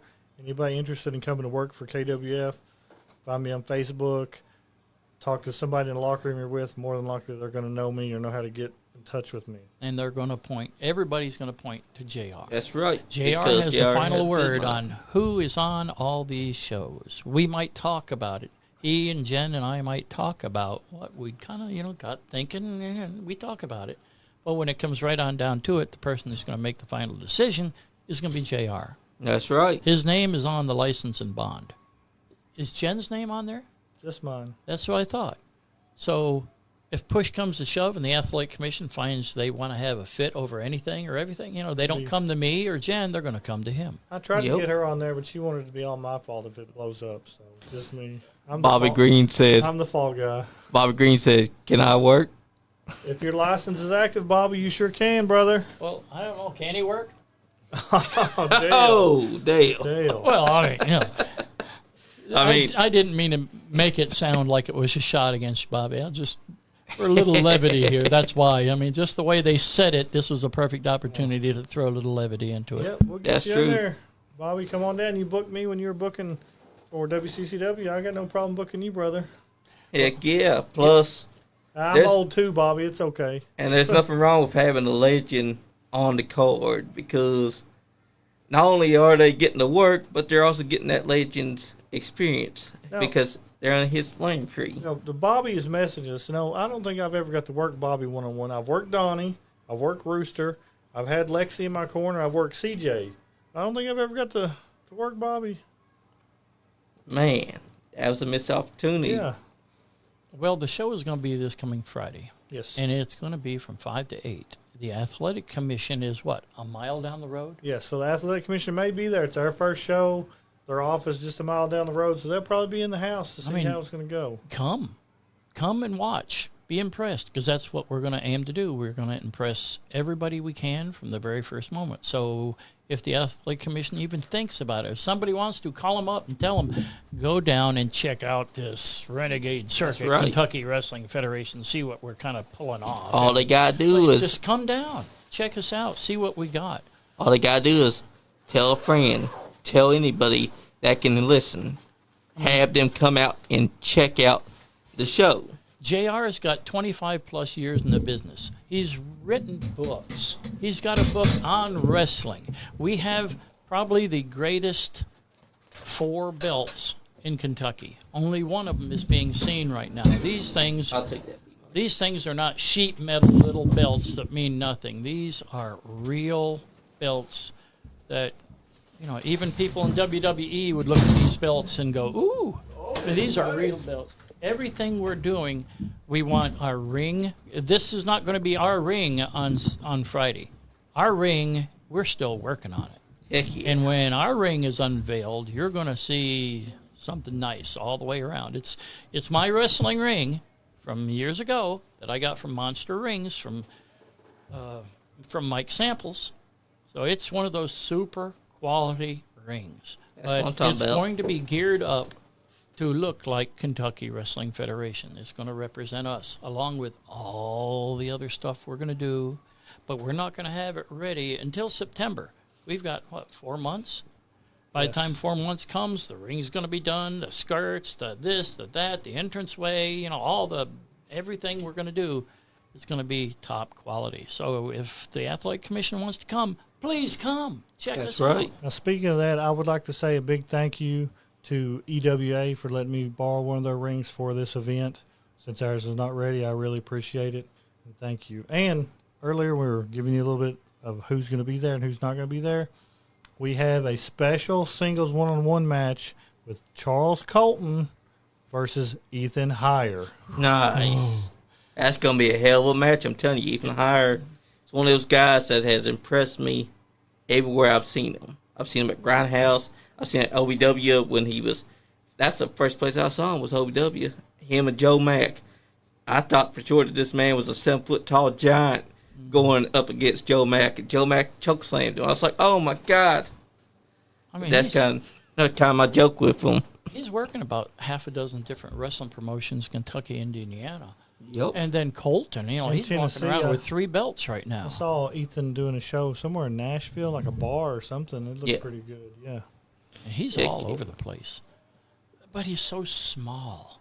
But then you stop and look at what he does in the ring. And like, oh, you know, like, book him. We want to see him. He performs. That's right. He's a show person. I mean, if wrestling fans, wrestling fans don't know who he is. We know they're going to show up at the free show and they're going to see this guy walk out there and they're going to go, like, he's a little above a midget. Well, no, and when you're seeing how he works, Yeah. and he's going to let them know that, yeah, he belongs out here. That's right. Yeah, he's somebody. He can do stuff other people wish they could do. His bangers with Gaston LaRue have showed me yeah. that Yeah. he is one of the best. I have talked to Gaston as well. He will be making appearances at I can't KWF wait. in the future. 'Cause- I've also talked to the likes of Nick Ultima and Beck Reeves, who will be Good at names. KWF. I tell you what, you'll be impressed by Nick Ultima because this man, he looks like a wrestler. He looks like a star. He can talk. He can walk the walk, and he looks like he can get the job done because he's more than just a high flyer. I agree. Well, JR has been approaching, I guess you could say, the best talent in Kentucky and Indiana. And Tennessee. And Hell yeah. the people he's approaching, he said, I have a Sunday show. Are you busy on Sundays? Basically, I'll say, no, we're not busy on Sundays. Are you interested in coming up and working for? And then he tells them what we're doing. And I don't know how many people, like maybe he's got 50, 60, 70 written down on a folder somewhere. But I doubt he has 5 people on the top of his hand that he could say, oh, this guy don't want to come. And this guy said no. And that guy said no. He probably doesn't have 5 people that have said no to him. Everybody that I have talked to about coming into work has said yes. See? That's you the will way to do see it. Big rig Jake Brake in action at KWF this fall. Was he I know. 7 foot tall? and Yeah, he's 7 400 foot pounds? tall. Yeah. Man, that's also a guy that y'all want to check out too. This man is big. I'm talking about big. A monster's big. I've got a video somewhere of him choke slamming me. I'll get it up on our KWF YouTube page and Facebook page. Like and subscribe our YouTube page and Facebook page. That's right. Please. I can't stress enough. Go find Kentucky Wrestling Federation on Facebook and YouTube. Remember, it is the one with the purple KWF, Kentucky Wrestling Federation, in black background. Yes, sir. That is KWF's YouTube and Facebook. Go subscribe because it's free. And go follow on Facebook as well because that's free. And KentuckyWrestlingFederation.com coming soon. Heck yeah, that's the way to do it. Now, JR, over his years, also has friendships with other people in the business. Like the one that I have brought up, the former WWE, that's Yes. a friend of yours.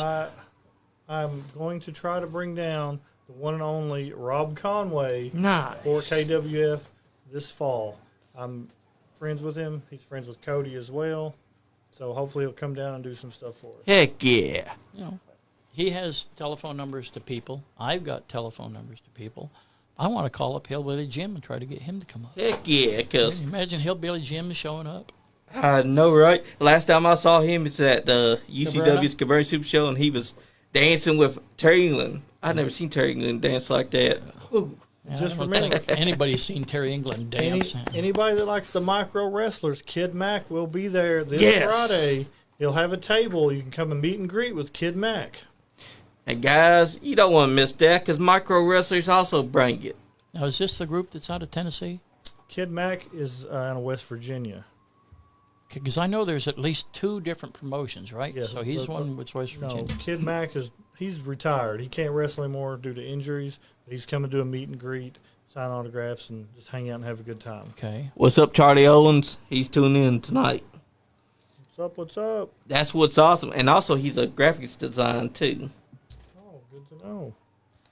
So if you ever want to hit him up, just hit him up. Or you can hit me up. All the That's KWF graphics and logos you see are designed by Yeah. me. That's right. See? See, you wouldn't believe how much stuff he knows how to do and what he does. I feel at times like I'm contributing nearly nothing. I got the ring. The ring's there. Yeah. I go over and I'm helping to paint the ring and all this Yeah. other stuff like that. And says, well, this is what I did. What did you, JR? Well, I was in on the computer. I was designing this. I was designing that. I knew this done. I got that done. I got that done. I made this phone call. I made that phone call. You He's a wouldn't believe jack the of all sponsors. trades. And, yeah. I'm also working on our security railing. That is going along with the same Kentucky theme. We are using whiskey barrels Nice. and You wouldn't security believe railing the look of what it's that gonna looks look kind of like horse fences you would see at these big ranches and stables. So that's kind of the look for our security railing we're going with. That's what I'm talking I about. mean, it's something totally different. It's not string going from pole to pole to pole, or a metal railing like you'd find in somebody's backyard. It's unique. Exactly. There's no wrestling circuit's going to have anything like what he's putting together for the guardrail.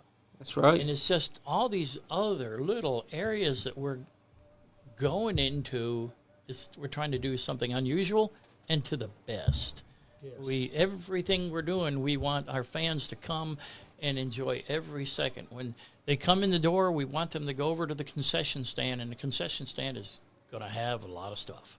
And right next to it is going to be the photo table area, and where they can get all sorts of different designs on T-shirts. Yes. Different Hell designs. yeah. We're Thank going to him have for it. a merchandise booth that's set up like a concert with the big wall of T-shirts with the number and the price on it. You can just go, hey, I want number 5, size large, whatever. Nice. And say, bam. We will take cash and debit cards, so we'll have debit card readers there. So if you don't have cash, we take the card. Yeah. We're going to have tickets on sale for the shows this fall on Eventbrite. You can get them online or buy them at the door, either one. That's right. I'm We definitely going to have to get me a shirt. I went up to Indianapolis for that big convention that took place a month ago, and I met all sorts of people up there. You know, Sergeant Slaughter, an old friend that I worked with. You know, I stopped and yacked with him for like half an hour, and we talked about his wife and the kids, and you know. But we met. Well, I went up with Vito Andretti, and I went one way. Vito went one way, but I went off, and I was seeing everybody I wanted to see: Jerry Briscoe and Tully Blanchard, and I talked with Tully about working for his father back years ago down in Texas, and you know, I had conversations with all sorts of people, and never thought I would. I'm trying to think of Thunder Rosa. Oh, that's a nice one. I had a good time with Thunder Rosa talking to him. Jackie Moore. Hell yeah. And I knew Jackie Moore from a long time ago, so I was talking with her. I was talking to all sorts of people. Jillian Hall. That's another good name that a lot of people don't WWE. understand. Like, you know, like old friendship with her. And, you know, once we started talking, it's like, I went that way. I'm trying to think the reason why I went off in that direction there is just that we want to, when I was there was this section of wrestling masks that was being brought up from, I guess, a vendor out of Mexico. Yeah. And they had table after table after table, must have had 500 wrestling masks, all of them different, out there for display. And JR has decided what he wants to do is he's also going to have a table set up with lucha, Nice. with wrestling masks. And these aren't this simple little cloth that goes over your head with eye holes and a nose and a mouth hole. These are, which I haven't seen them yet. I haven't seen them come in. But we're going to have professional wrestling masks for sale at all the shows. Yes, we'll have T-shirts, we'll have masks, we'll have pictures.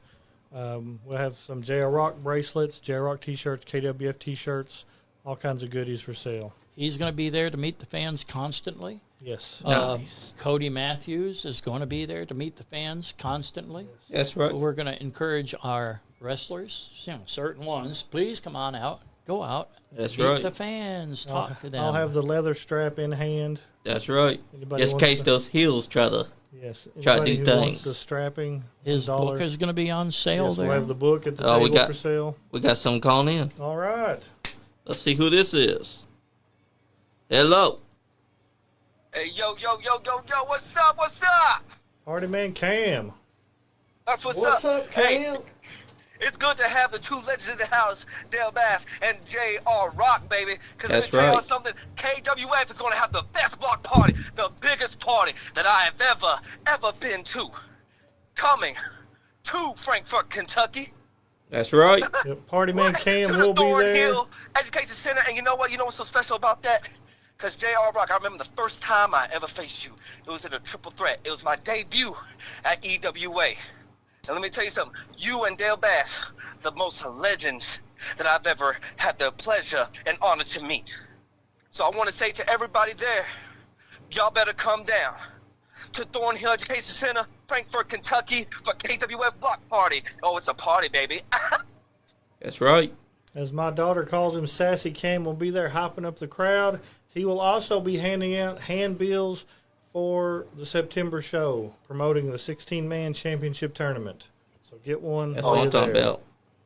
Oh, you know, but I wanted to come out here, just come on here and thank everybody on there, the NiceGuyAndy podcast, J.R. Rock and Dale Bass. Yes, sir. Y'all mean something to me.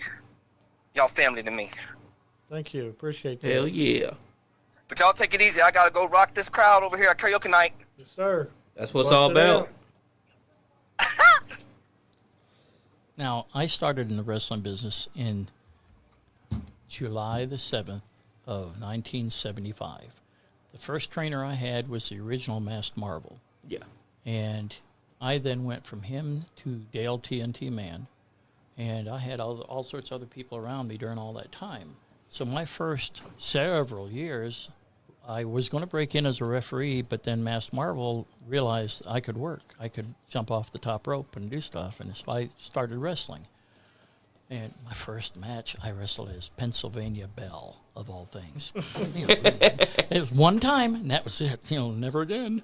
And I worked some guy out of Louisville. Don't even remember what his name is, but I probably got the newspaper ad and everything home, stuck along with all the others. As you should. In my time, then I started going around refereeing and wrestling for different promoters in Kentucky, like Dale Mann and Larry Bolin out of Ashland, and I'm trying to remember the guy from Owensboro, but I'm just drawing a blank on him for the moment. But when I was with Larry Bolin, he then hooked me up with two other guys, and one was called Audie Hager. Yeah. And you know who he is. Yep. Yep, that's the fabulous Danny. Well, he became the fabulous Danny Fargo. And also Eric Embry.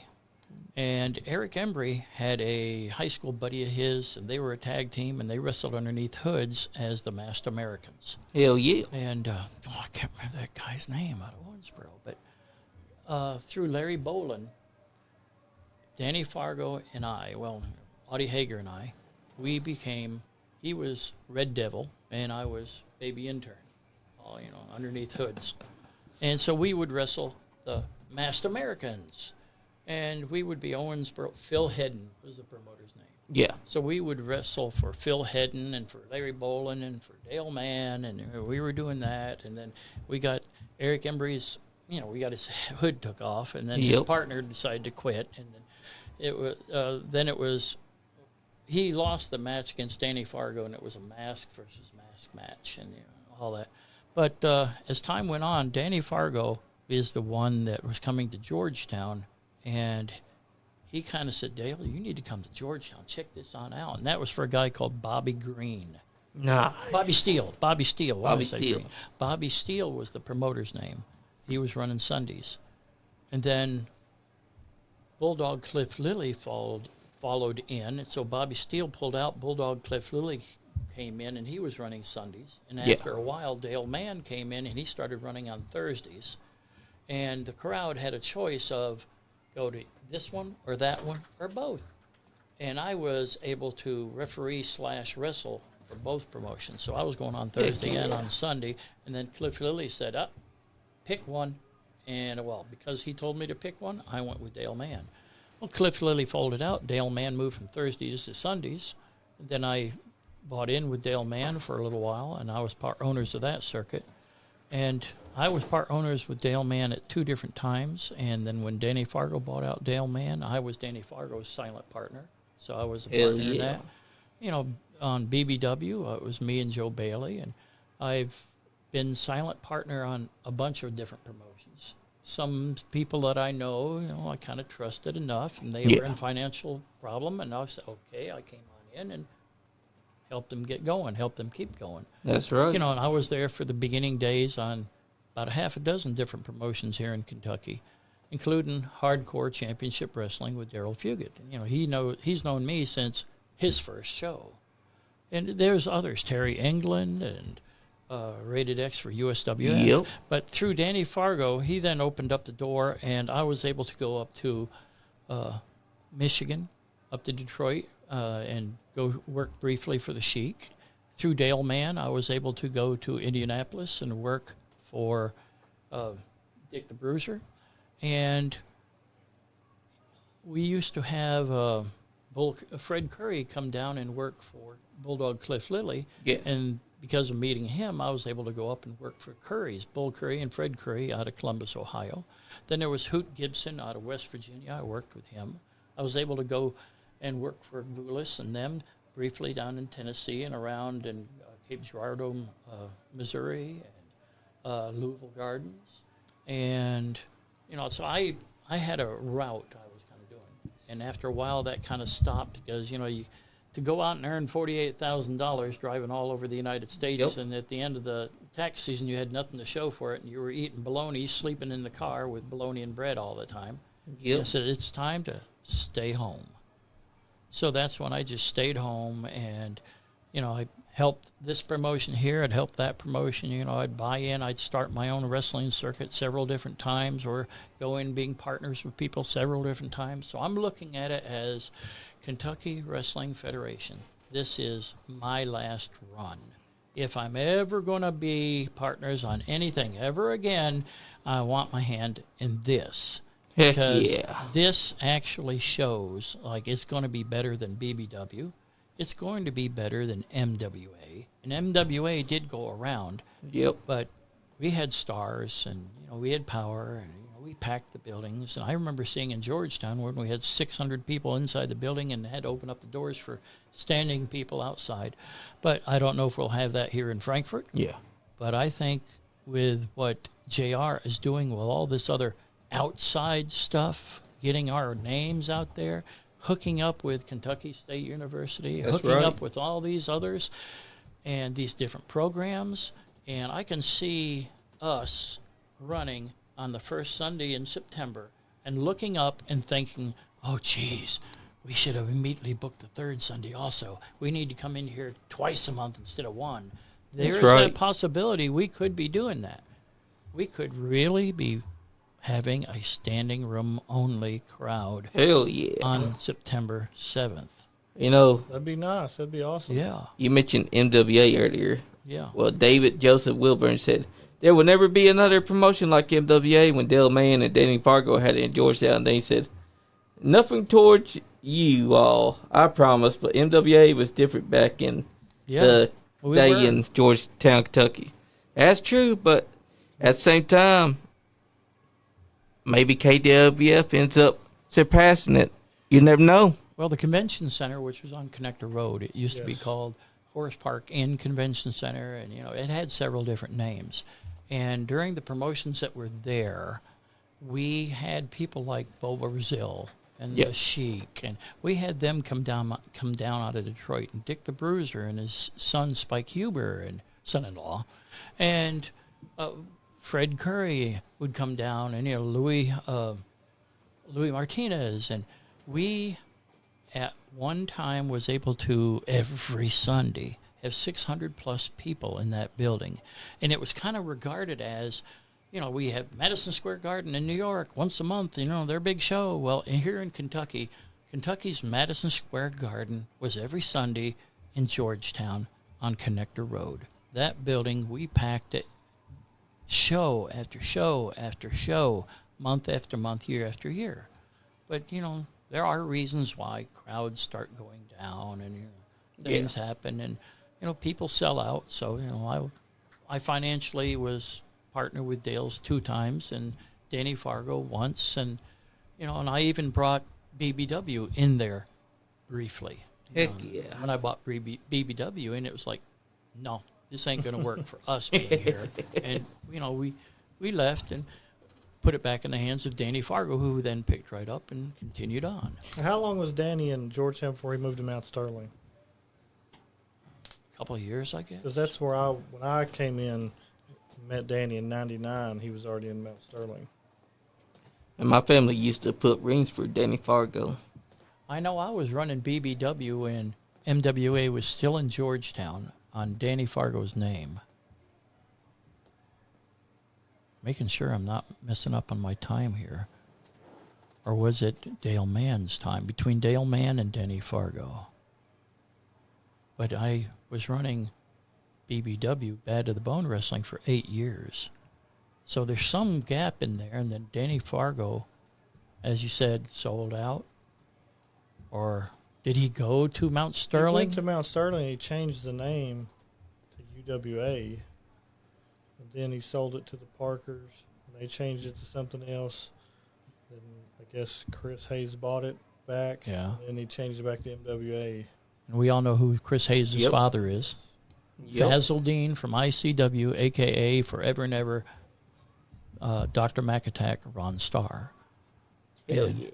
He was one of those that went into the Kentucky Pro Wrestling Hall of Fame, right along with Donnie Was there? Green Sr. There. Why don't you tell us a little bit about the Kentucky Pro Wrestling Hall of Fame, Dale? Yeah. Since you're the head director of it. Give us the skinny. I was approached years ago by a certain promoter, and she said that she and 2 other people were interested in forming a Kentucky Pro Wrestling Hall of Fame, and this was when Facebook was just starting, and she asked me if I'd be interested in running the page. And they did not want to be acknowledged. They didn't want it being known. But Thank you for the correction, Bobby. I wasn't sure about that. so they didn't want themselves to be acknowledged. They were just the 3 that told me who goes in. Yeah. You know. So, and I would suggest to them a name or 2, and then I'd have to wait for that person to reply back to me. And I was given right off the bat, the first 4 going in. The first one is going to be the major name that goes everywhere, Jerry the King Lawler. Hell yeah. The second one going in was going to be looked upon as being the major Kentucky wrestler, Dale TNT Man. Great one. Then we go back to a major wrestler that comes into Kentucky from all over, Fabulous Jackie Fargo. Nice. And then after that, going back to the independent scene just in Kentucky, the major name in Kentucky is Fabulous Danny Fargo. Hell yeah. So it was Jerry Lawler, Dale Mann, Jackie Fargo, then Danny Fargo. And then after that, they gave me just a list of names. And it was like Handsome Jimmy Valiant, Superstar Bill Dundee, they just All gave great me names. a rundown names on, just after you get those 4 in and we get the page up, then start putting in all these others. And the others that were going in, some of them were wrestlers from the Tennessee wrestling circuit that would come up and always run Louisville every Tuesday night at the Gardens.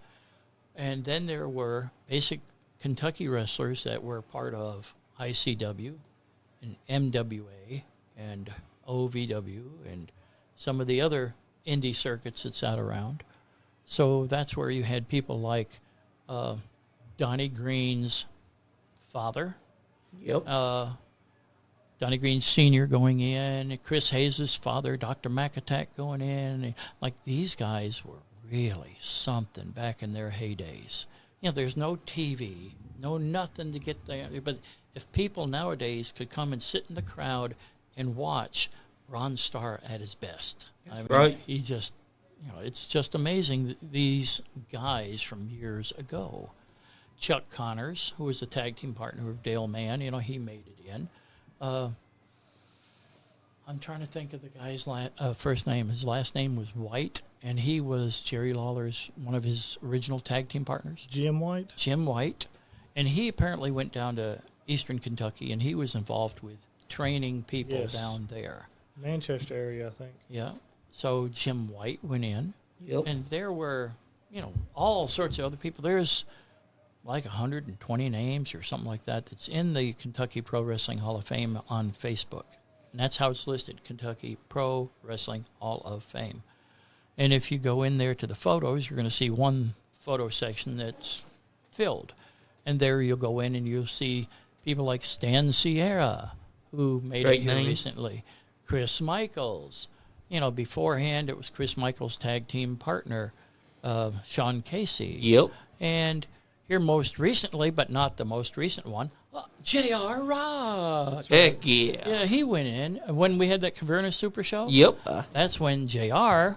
found out he got in. Yep. I was over there after he got presented. So if you were there, then you probably heard me on the mic at the Caverna Super Show, which, telling people, after the show, go over to J.R. Roxy. Yep. Go over to J.R. Rocks. Go over to J.R. Rocks. So I went on over there, and it was like, where's Luna? Get Luna over here. We want Luna to give it to him. Where is Luna? We finally found her.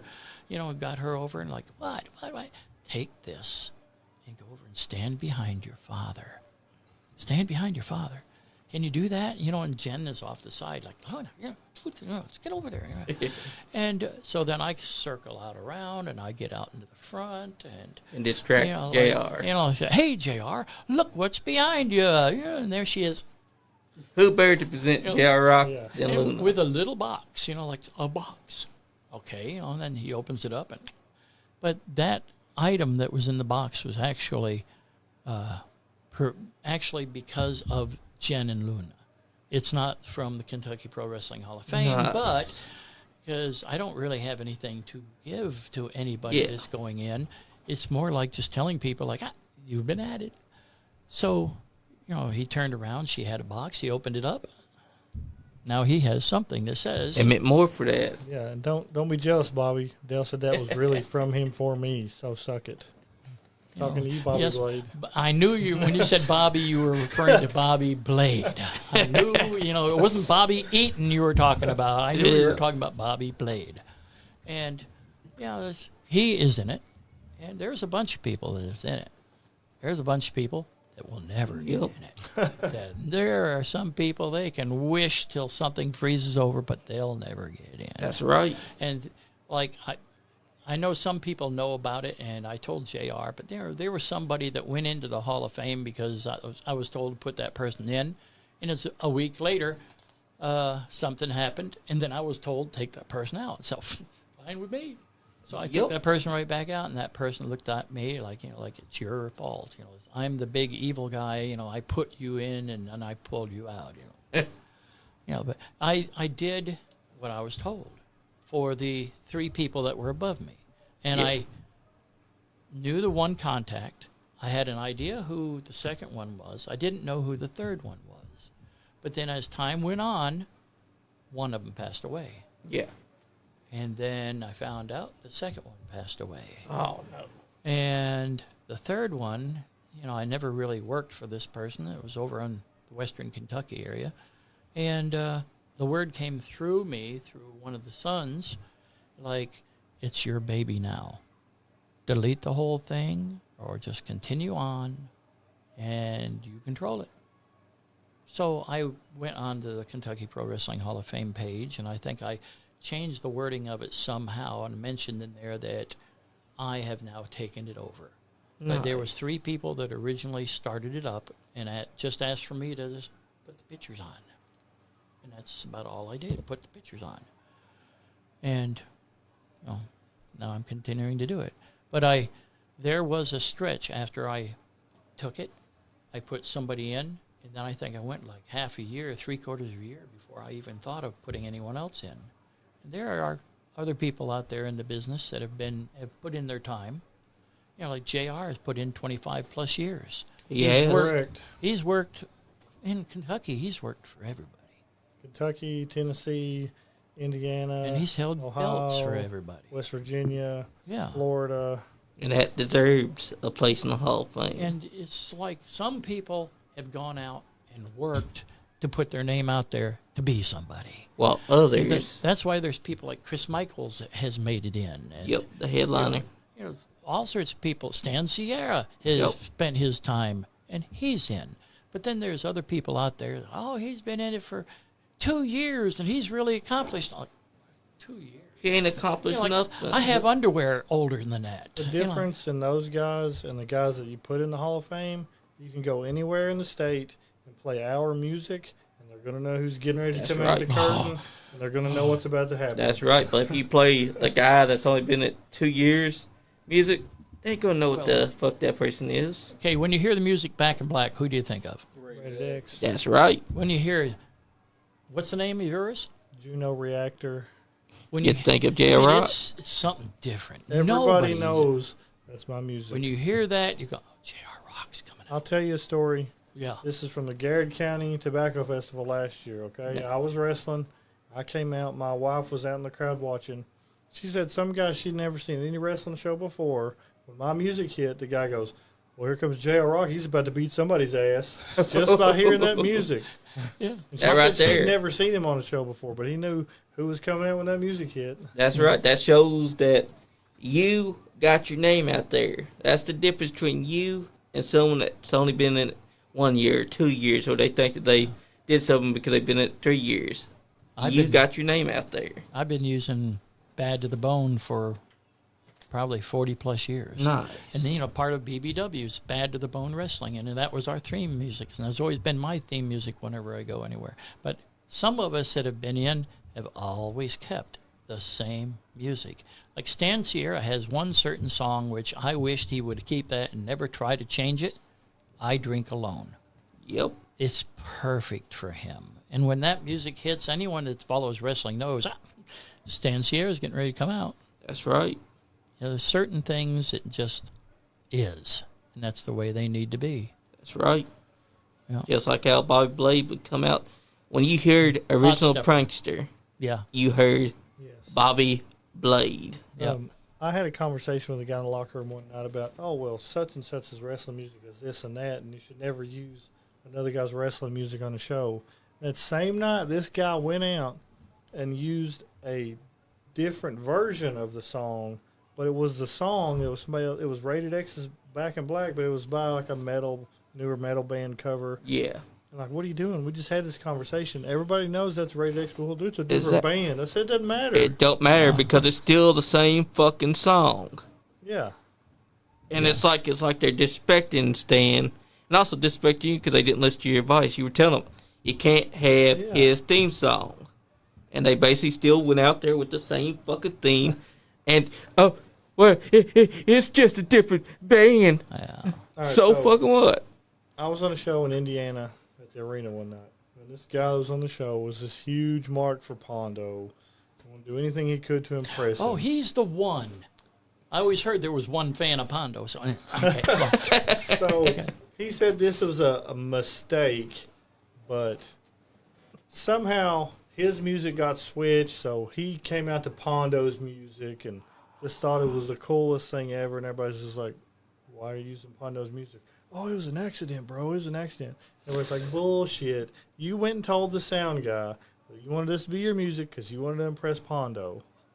Oh, Yeah. I bet that impressed Pondo, didn't it? Well, he came back and he's like, oh, yeah, my bad, Pondo, blah, blah, Pondo. Yeah. Like, No, that was a Pondo's bullshit. I don't care. Whatever. And walked away. He's lucky that Pondo was like that because Everybody else knew what was going on. And Pondo's like, whatever. I Well, don't there are certain people in the wrestling business that we know if we hear their music, like Randy Savage's music. Yes. We hear that hit, we know who it is. Jerry the King Lawler has his certain set music. There was a bunch of others that, when we hear their music, like Danny Fargo, he loved George Jones. Yep. I'm not a country fan at all. And he delighted knowing I didn't like country. And he really liked it. And I was refereeing one night a match that he had against, he's another Kentucky Hall of Famer now, Psycho Sam Cody. Nice. He was wrestling Sam Cody in Georgetown, and I was refereeing it. And Sam Cody was underneath the hood doing something called the Warlock. Nice. But it was him. It was, he was there, Sam Cody. Then he left for a couple of months, came back as the Warlock, and did jobs and left there. But Danny Fargo went out, and he was wrestling against the Warlock, and he put the Warlock down in there, and he had a headlock on him, and he was just laying there on the floor holding his head. And then he was looking around, and I'm the referee and standing there. And he's smiling, and then he starts singing George Jones. Starts singing the song. He's just singing the whole song. And Cody would get up and start moving, and he'd go, give him a punch, stop moving, I'm singing. Go back to singing, go back to singing, like that. I said, quit moving. He's working the I'm crowd. And he'd go back to singing and singing, and the crowd is loving it. And I'm just standing off the side like, what am I supposed to do? So when he finished the song. I'm done. Boom, boom, boom. You were supposed to start dancing, Dale. Yeah, Dale, you were supposed to dance for him. He's trying to serenade you. No, they've done stupid things in the ring, like people trying to go, get up and do the Fargo strut. Everybody tries to do the Fargo strut. Yeah, they do. There are try. those that can do it, and then there are those that cannot. Jeff Jarrett does a pretty good Fargo strut. Yeah, He does. And the one that does the terrible one is me. I probably did the one. And Dale Mann was in the ring at that time trying to get me to do it too. So Dale is telling me, Danny Fargo's in the ring and telling me, the crowd's all going, yeah, do the Fargo strut. I did it for like 2 seconds, and I realized, like, guys, I'm not going to be doing this. So I just backed away. You did what Terry England wished that he'd have done when Gary Valiant wanted him to do that dance of his with him earlier this year. Gary Valiant being out there. JR, were you in the back? Did you miss it all? No, I watched it on the monitor. So you saw them out there in the ring? Yeah. And I kept wondering, like, why are we keeping these guys out here? You know, after they did the Hall of Fame thing, Yeah. why didn't these guys go back? Why didn't he? All of a sudden, there's like 10 of us in the ring, and like, Yeah. And then Terry England gets brought over by Gary Valiant to dance with them. yeah. I got that all on camera, and I put it on the Facebook. I was like, oh, that's gold. Well, Terry was telling us, like, this is probably going to be my last Caverna show. I don't know if I'll do this again. You know, and then Rated X is even saying the same thing. Last year he was saying, oh, this is going to be my final year. But then I believe he changed his tune, and this year is going to be my final year. Yep. Well, we'll see. You know, we've all said this is going to be our final year, and we continued on. And as far as the Caverna Super Show, I mean, it's really something. You've seen It it. is. But Terry England really has to throw tons of effort into it to make it work. He does. And it really works. It's a great show. I told Terry, like, well, then give up everything except for the Caverna Super Show and your Western Kentucky State Fair and Bowling Green. That's right. Just run those two. Don't worry about the other shows. Give them to Jimmy. Let Jimmy run them. Then it's like, Jimmy's like, well, I think this might be my last year. I'm not going to do this no more. And I'm sitting there thinking, okay, who are we going to get? You know, we're going to have to get another promotion that might come up and pick up all these fair shows. You know, like if Jimmy truly calls this the end of his fair season, who is going to be picking up the next fair seasons? That's right. I don't know. We'll find somebody. Yeah. Exactly. KWF, maybe. When it Speaking comes, of KWF, we will be in Frankfurt this Friday, May 23rd, 5 to 8 p.m. Block Party Bash at the Thornhill Learning Center, 700 Leslie Avenue. a That's free right. show to the Free public. show to the public. And as you can see on the front of the table there, you're going to see that at the show, the KWF Heavyweight Championship. And also, behind it, you're going to see this book right here because he's going to have a bunch to sell to y'all. So, why don't y'all do yourselves a favor and go on out and get yourself one of these locker room stories. Come see the belt. I Come don't- buy the book. I don't think he produced enough of the books.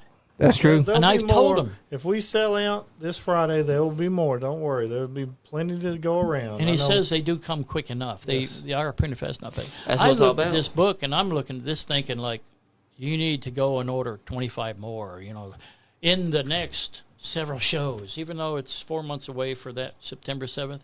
In between that time and now, you're going to sell those books. I may have right. some copies of hardback too at some of the shows for sale. They're a little more expensive, but you know they're worth it. Well, I think know. you should buy them.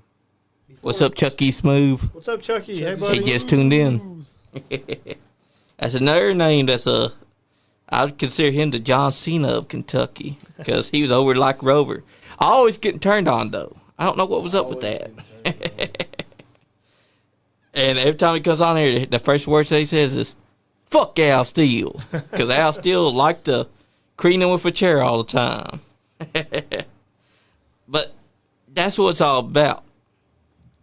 Well, I can't wait. I'm in no hurry to get my hands on one of these permanently because I know the time's going to come. He's got to restock. And That's I right. think that with what he started with, I think he knows he made a mistake because he needs to order like 5 times as much. Well, I will. Don't worry. I'm just going And to see how they when- sell at this first show. Oh, you might not have any left. There's only 5 copies. This is one and 4 more at this first show. So if you want one, you better get there quick. That's right. When we sell out, there won't be any more time to make another order. And when he makes that second order, I'll get one then. And if Heck you yeah. don't get a chance to buy one from me, you can get it from my Amazon store, but they are cheaper if you buy them from me. That's right. And he can get them autographed and everything Yes. too at the same time. And I can autograph it, the cover and the autograph page, so you can start your autograph collection. That's right. Yeah. And Bob Blade wanted to add to our theme talk that we were talking about earlier. He said he had to change his from original prankster because Nowadays, Copyright. promotions are on YouTube, so for copyright reasons, he's changed his music to a new one. Yeah, I think And it's I like just the sound of a toilet flushing. Well, that's the way it was on his Facebook, or was it MySpace page Yeah. years ago when he did his broadcasts out of the bathroom? Tell us about it, Yes, Bobby. sir. Love you, Chucky. That's right, Bobby. Tell us about it. And also, Chucky said, thanks for the shout out, fellas. J.R. Rock and Dale Bass, true Kentucky wrestling legends. Chucky's a good guy. I like Chucky. That's I right. saw him, I think I was at a SmackDown or something. A couple years ago, I saw Chucky and talked to him for a few minutes. Heck yeah. He's one of the best. Every time we have him in here, Yes, he's a and blast. Chucky also used to do a lot of stuff with the Kentucky Special Olympics, who we're partnered with. He used to be the bowling partner of Andrew Browning for the Kentucky Special Olympics. Nice. Andrew Browning? Andrew Du Browning, the man. I remember him. Hopefully he'll be there Friday. Shout Heck out, yeah. Andrew. Come on down and check us out. That's a That's wrestling, right. wrestling fan I haven't seen in a long time. Oh, he wants to come back to doing more shows because last 2 years he's dealt with some issues, like his mom passed away, so that hit him pretty hard. But here lately he's been itching to get back to looking at some wrestling. Harold Cook's shouting us out. That's right, Harold Cook is. He said hello to everyone on the podcast show. Superfly John Lee, Jacko Hart's in the house. Hello to all my favorite crew, Dale Bass and J.R. Rock. What's up, Mr. Cook? That's right.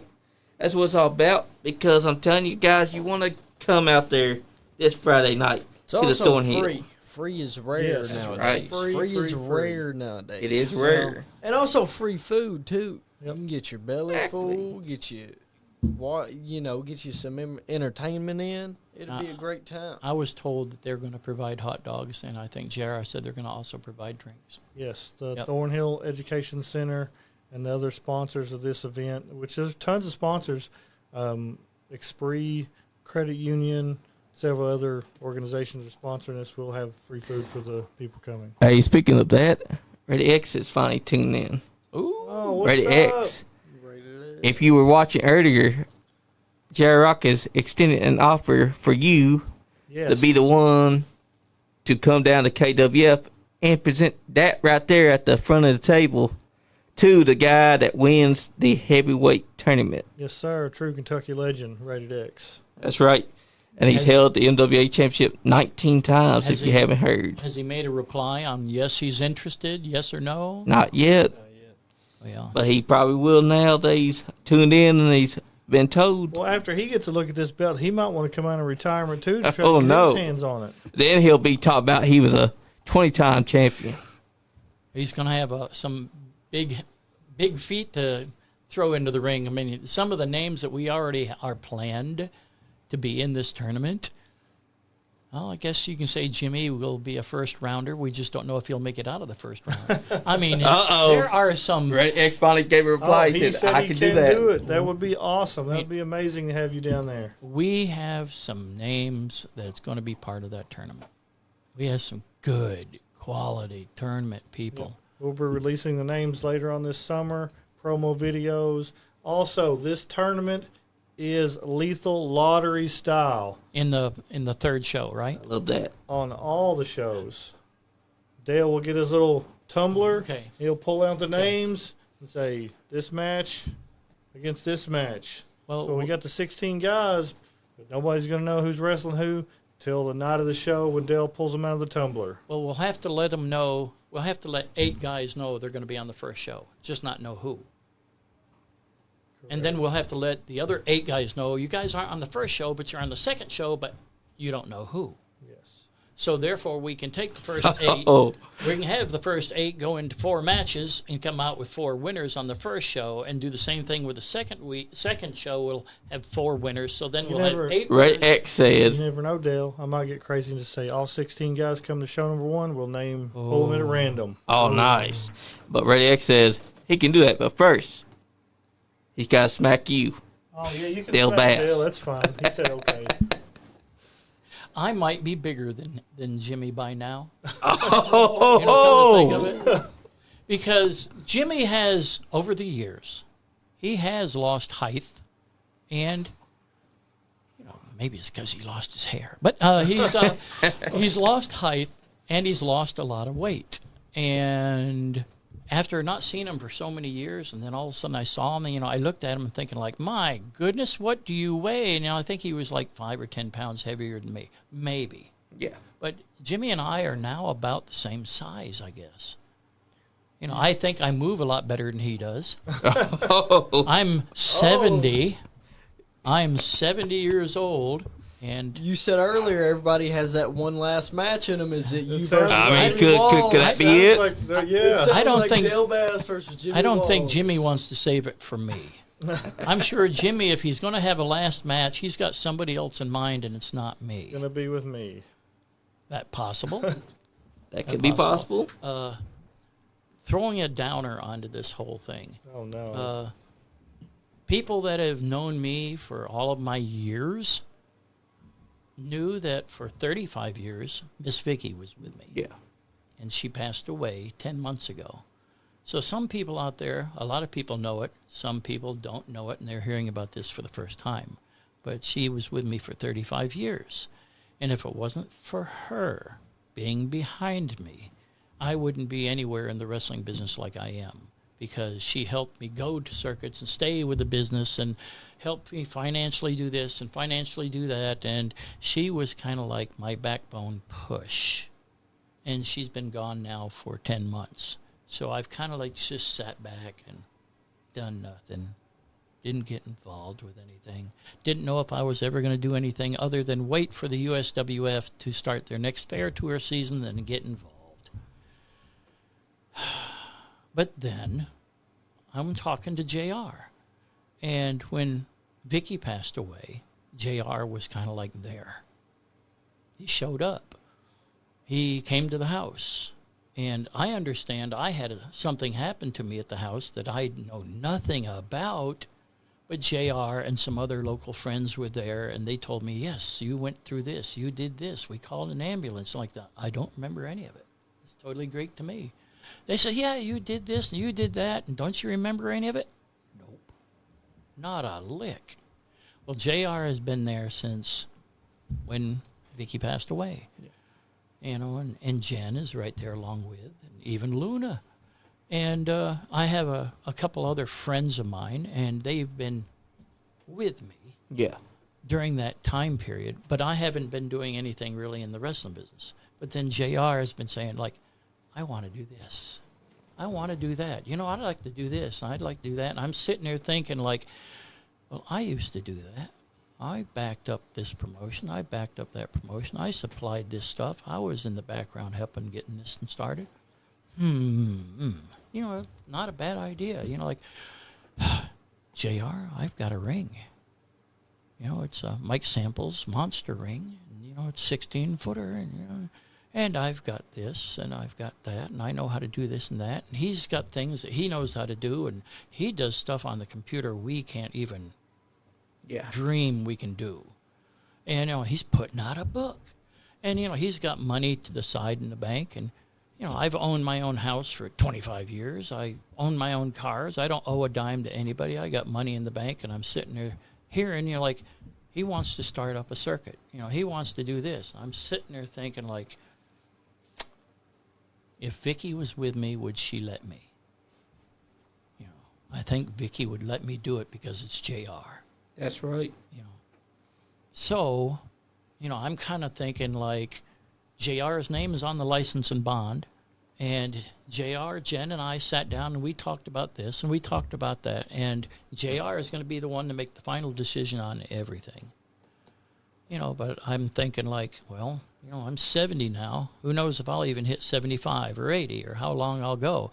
But, maybe I need to spend my time doing what I can to help something like Kentucky Wrestling Federation. It sounds like such a great thing. It could really take off in Frankfurt with the proper guidance here and there, but not by me, with what he's doing with the outside things he's doing, the Special Olympics and all these other things. Like, I never thought of that, but he has.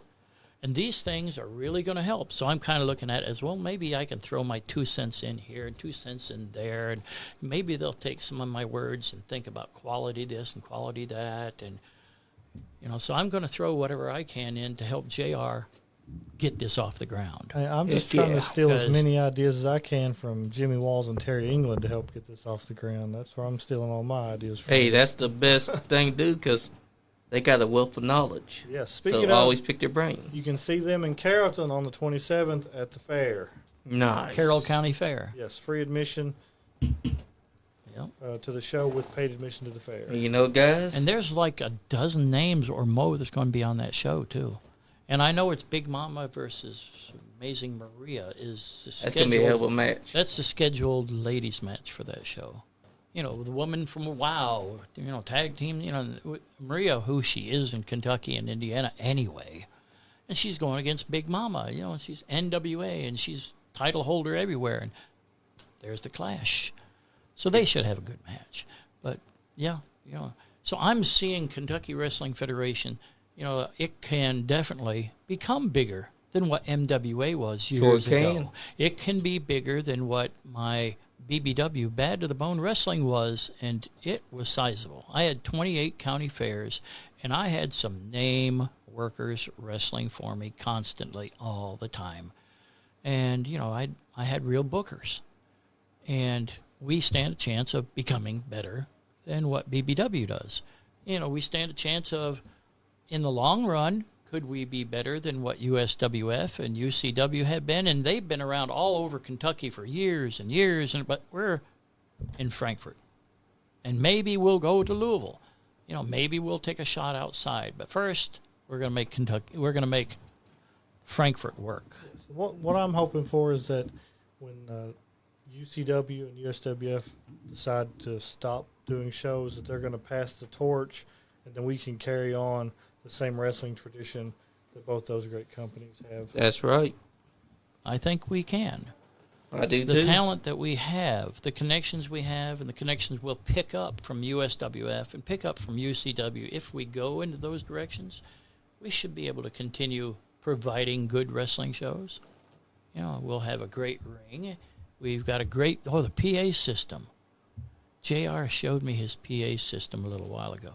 Nice. And with all the different circuits I've been around, his system is probably the best system I've ever had to pick up and hold a mic to. You know, when you pick up a microphone and you talk and it sounds a little muffled. And Yeah. His microphones, he has 2 cordless microphones, and they are perfect. They are perfect. I could probably whisper, and people way out in the far end could probably understand every word. I mean, That's his right. microphones are perfect. He's got 6 speakers, and it's probably the best system I've ever had to be near. And, you know, like, put out the best. Everything you do, you know, the belts are going to be the best. We're going to have the greatest looking wrestling masks on the table for fans That's to right. be able to look at. We got all sorts of different designs on T-shirts. Our concession stand is going to be nice. The whole outlook, the entranceway is going to be We nice. got custom entranceway, custom ring aprons with Hell KWF logos on them. We're going to have a cloth up on the wall, so if our wrestlers want to, if fans want to have pictures taken with the wrestlers, quickly come over here and stand in front of this. You know, like here's Real our quick. logo right here. You know, take your pictures right here. Real quick before the show's end, Yes, sir. Oh, we're going to El end. Cook wants to tell you you're one of the best ring announcers ever in Kentucky. Yeah, we've been on His the air opinion. for 2 hours, Dale. Yeah. What Yeah. time is it? 9:30. Oh, you are kidding me. Yeah. It goes by fast. Time flies when you're having fun, doesn't it? Went It by does. fast. It did. If you asked me how long we've been here, I'd say maybe an hour. Maybe an hour. But don't worry, I know you're probably getting sick of seeing us on here, so it'll be a little while before we're back. But sometime this summer, we'll be back to unveil the ladies' championship right. belt, and then back again to unveil the tag team That's right. championship belts, and And- keep you updated on upcoming shows. Well, I don't know if they're going to be sick of seeing us. I've only been here one time. You've been here, what, half a dozen? Yeah, Well, they probably. might be sick of seeing you, but, you know. They would definitely want to see you back, Dale, for MWA month. Well, I No. heard that there was going to be an MWA with Rated X, Bobby Yep. Blade, me, and J.R. Rock. I'll set that up. I'll send JR Rock the date. They can And- send all y'all the date. Jen and We'll make it Luna. happen. Jen and Luna will be here for the unveiling of the ladies' championship. Heck yeah. Yeah. Guys, I'm telling you. We're going to have to get some more mics out here for the MWA show because there's That's going to be right. 4 of us and you, or you and another person. It'd be me, It's just and then Just you four guys. That would work. We just got to have another mic. You can share That's it. right. It'll be all right. Guys, it's been a pleasure finally having D-Man Dale Bass in studio. I'll work on getting Terry England down here, too. Heck yeah, because we definitely need Terry England. Well, you can get him if you throw a coin up. Oh, he might be listening. Hey, that's true. You throw a coin and he'll come and get it. I'm sure he's heard it, too. I've got a wooden nickel with your name on it, Terry. That's If you right, want the Terry. show. Ian Mosley just sent 1,000 stars to us. Thank you, brother. Thank you. But yeah, Look forward in the near future to seeing B Money in the ring, second generation wrestler. I definitely want to see B Money inside the ring. I'm telling you, the first opponent that he has, they better watch that arm because this man does have a habit of ripping your arm out of socket. Hey, his dad helped train me, so I'm returning the favor and I'm going to help train him. Heck yeah. appreciate That's that. the way it should Rip be. his arm out of his socket? Yep. That was his calling card. Well, remember Hulk Hogan when he first started wrestling? He went up against that Japanese guy that was trying to train him and Yep. Yeah, broke broke his him leg. all up. Broke his ankle. And then seen to it if Hogan came back, and he did. Yeah, he broke his ankle, and he's like, waited and waited. Hulk Hogan comes back after it's healed up. It's like, I still want you to train me. Yep. And he's like, yeah. Well, I guess this motherfucker's got it then. I guess he's serious. He wants to do this. That's right, because there are times where there have been people that want to train, and there have been times where there's been people that just say, oh, I want to train. They pay you to train them, and then they don't show up to get trained at all. And they don't take wrestling serious at all. Harold Cook's got a question for you on there. I see it. John Lee, Superfly, before it ends, ask Dale, does he have a story on kitten litter? He could share it on the podcast. Back when I was kitten little. Kitten Little. Let's hear it, Dale. I'm thinking, how are we going to describe Kitten Little? Picture a manager that has a mask on. Yeah. And this is one of these masks, if you think from back in England, when they had doctors used to have these masks that had a long nose. Yeah. Plague Remember Doctor. that? Yep, the Those are Plague Doctor. Plague Doctor mask. Okay. Kitten Little had a mask like that.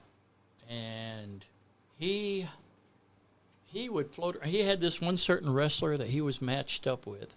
And that wrestler basically comes to wrestling shows. The wrestler used to go out as the Rat. Yeah. Did you ever hear of the Rat? Yep, I've heard about him. Totally head to toe. Even had a hood that flipped up like a hoodie. That Yep. flipped up over the front of your face. With the mouse with the ears big and ears on. nose. And the Rat had a tail. He had a tail, must have been like that long. And Kitten Little used to go out with the Rat to Cat Scratch Fever. Nice. Oh, my God. That music would play, and out would come the Rat. And what they did, what Kitten Little did with the Rat, is he would come out sometimes with something else. He was doing that. Like he was eating cheese or something. He'd come up there, and the Rat would go out there and get his butt handed to him. I mean, he couldn't wrestle in the outfit, and I saw him at wrestling shows, and he enjoyed his time in there. Kitten Little would go out and would manage the Rat. Bobby Blade, do you have some video of this? I need to see Kitten Little. and the Yes, Rat. Bobby Blade. You There definitely might got be. It was UWF. If Bobby Blade can show me some of those videos, I'll show him some videos of Big Fat. it. Oh, it was UWF, which was John Holbert. Yeah. Do you remember that circuit? Yep. That's where Sean Christopher started, correct? Is it I don't Holbert remember. Or different Holbert. One of the Holberts. Well, He was- John Holbert was the promoter, Yeah. and we were running Frankfurt. He said, don't forget and Sweet Cheeks. Oh, he was all dressed in pink, and he would put on eyeliner and mascara Yeah. and everything. And, oh, God, he might have to tell you what the name is that he switched to. What was the name that you switched to? But Sweet Cheeks was going out kind of like a cat, Yeah. gay, but he was all in pink and with makeup and everything, and he would sashay around, and wiggle his butt and everything. Can Harold tell you what the name was he went to? He said, don't forget, I man Sweet Cheeks also. What was the name that you changed to, Harold Cook? The Sweet Cheeks changed. Sweet Oh, Sweet Cheeks. What was the name that Sweet Cheeks changed to? And that was the name he was known as. Hobart and Sean were cousins. Yes. Is what Jimmy Wall said. Yes. What did Sweet Cheeks change his name to? Because Sweet Cheeks also wrestled in MWA briefly as that too. Pink Pussycat. Oh, I was going to ask you, it was Pink Pussycat. Yeah, he was the Pink Pussycat, but then he switched to his different character name, and that's what he stayed with. And he was best known for that. But yeah, he was Sweet Cheeks, a.k.a. Pink Pussycat.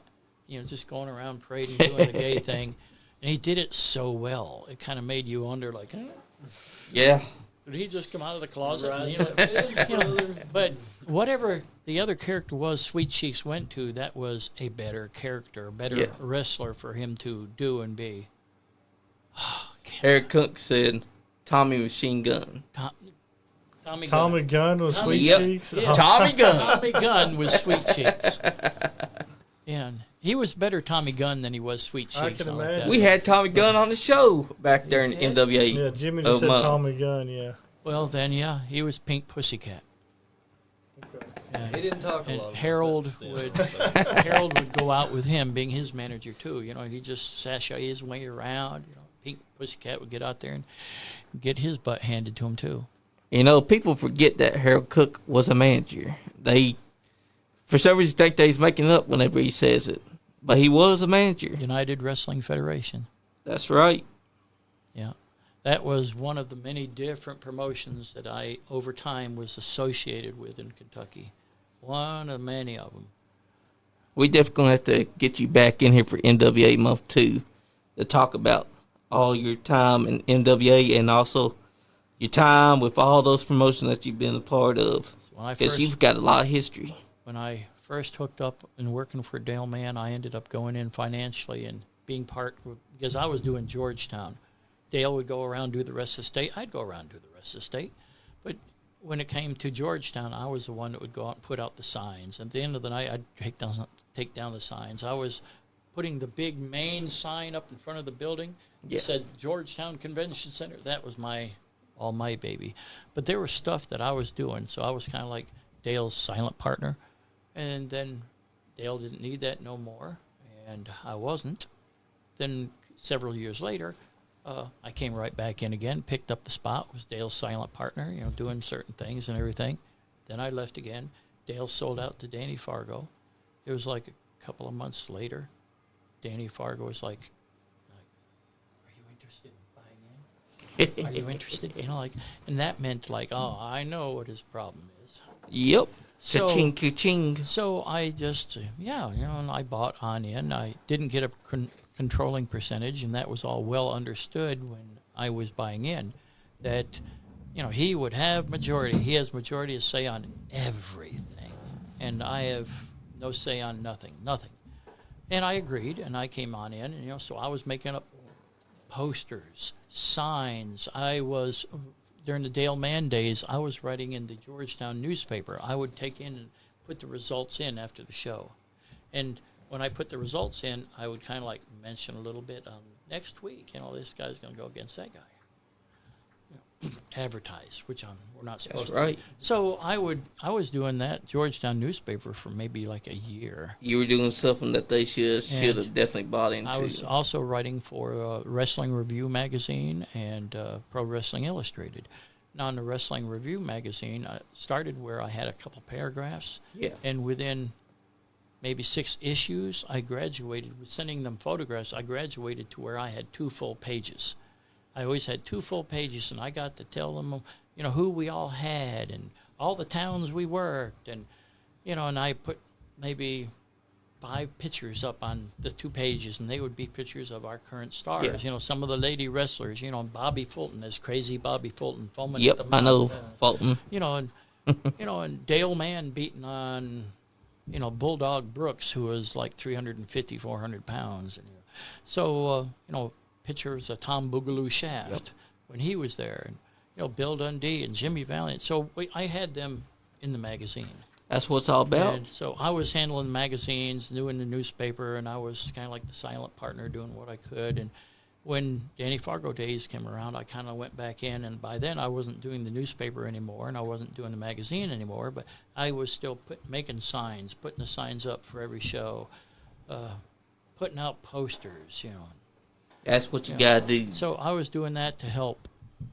And then it came a time when me and Danny Fargo had our split. Yeah. So, when we split, I left. I definitely left. And Sometimes things went other happen. directions. I think when I left from Dale Mann, that was the time when I started BBW. Because I ran a show at Fort Knox, and I ran a show at Fort Knox, and I had a choice between having Dale Mann be the promoter on record or Delthea Richendaler, and I chose Dale Mann. And for one of my main events, it was, what's her name? Well, I brought in Sherry Martell. Yeah. And I brought her Great woman. I brought her all the way up from Louisiana, and met her at the airport. The whole thing. Brought her in. She did the show. Oh, it's Doug Vines' wife. No, I can't remember her name. Now I'm drawing a blank on it, and I should. Yes, because it's hard she's to. in the Kentucky Pro Wrestling Hall of Fame. Well, that was one of my two main events I had, and at the end of that, Dale Mann stiffed me Oh. on the pay for her. Yeah. Because, this was my show. I brought him in, blah, blah, blah. I was handling all that, and he decided he was going to take control of the money.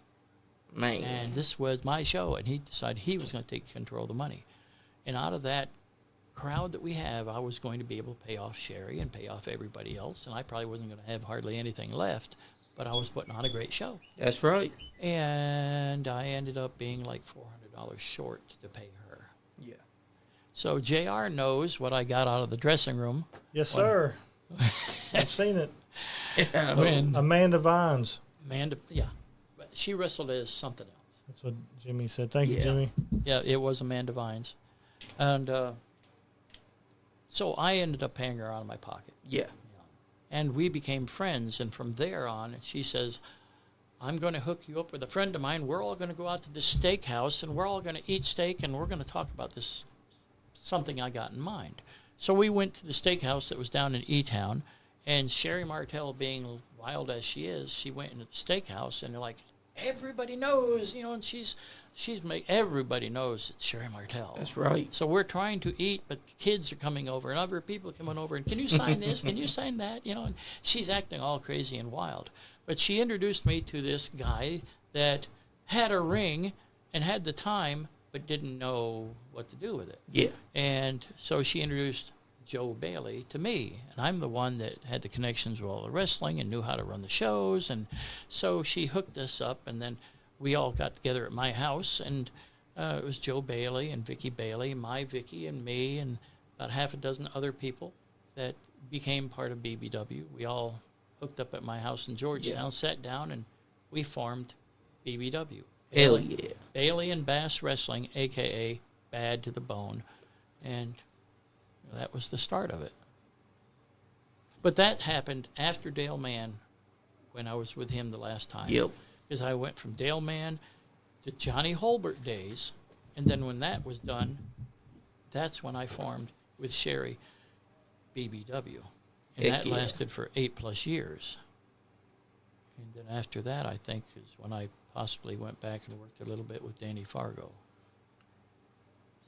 These times, I never really kept track. If I go back to my house and I start opening up these files and looking at where I kept record of every show that I was ever part of, I could probably put everything into a timeline, showing where I was when I went here, when I went there, when I went here, We for sure invite you back to So, tell us all about that too. yeah, I was working for Delthea Richendaler on, Dale Mann, Terry England, and, probably at one time I was working for like 8 different promotions throughout the state of Kentucky.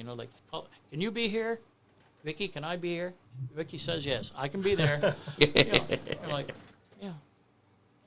I always tried to take her with me to every show. She made sure I stayed awake on these That's drives. awesome. 'Cause sometimes I'd have to drive 3 hours to get some places, and so she was right there. Roll your window down. Okay.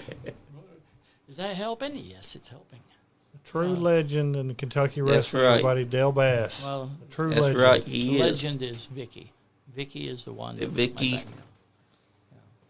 I'm sorry for your loss there. So, my house, if you walked in my house, you think she still lived there. Everything is pretty well just the way she left it.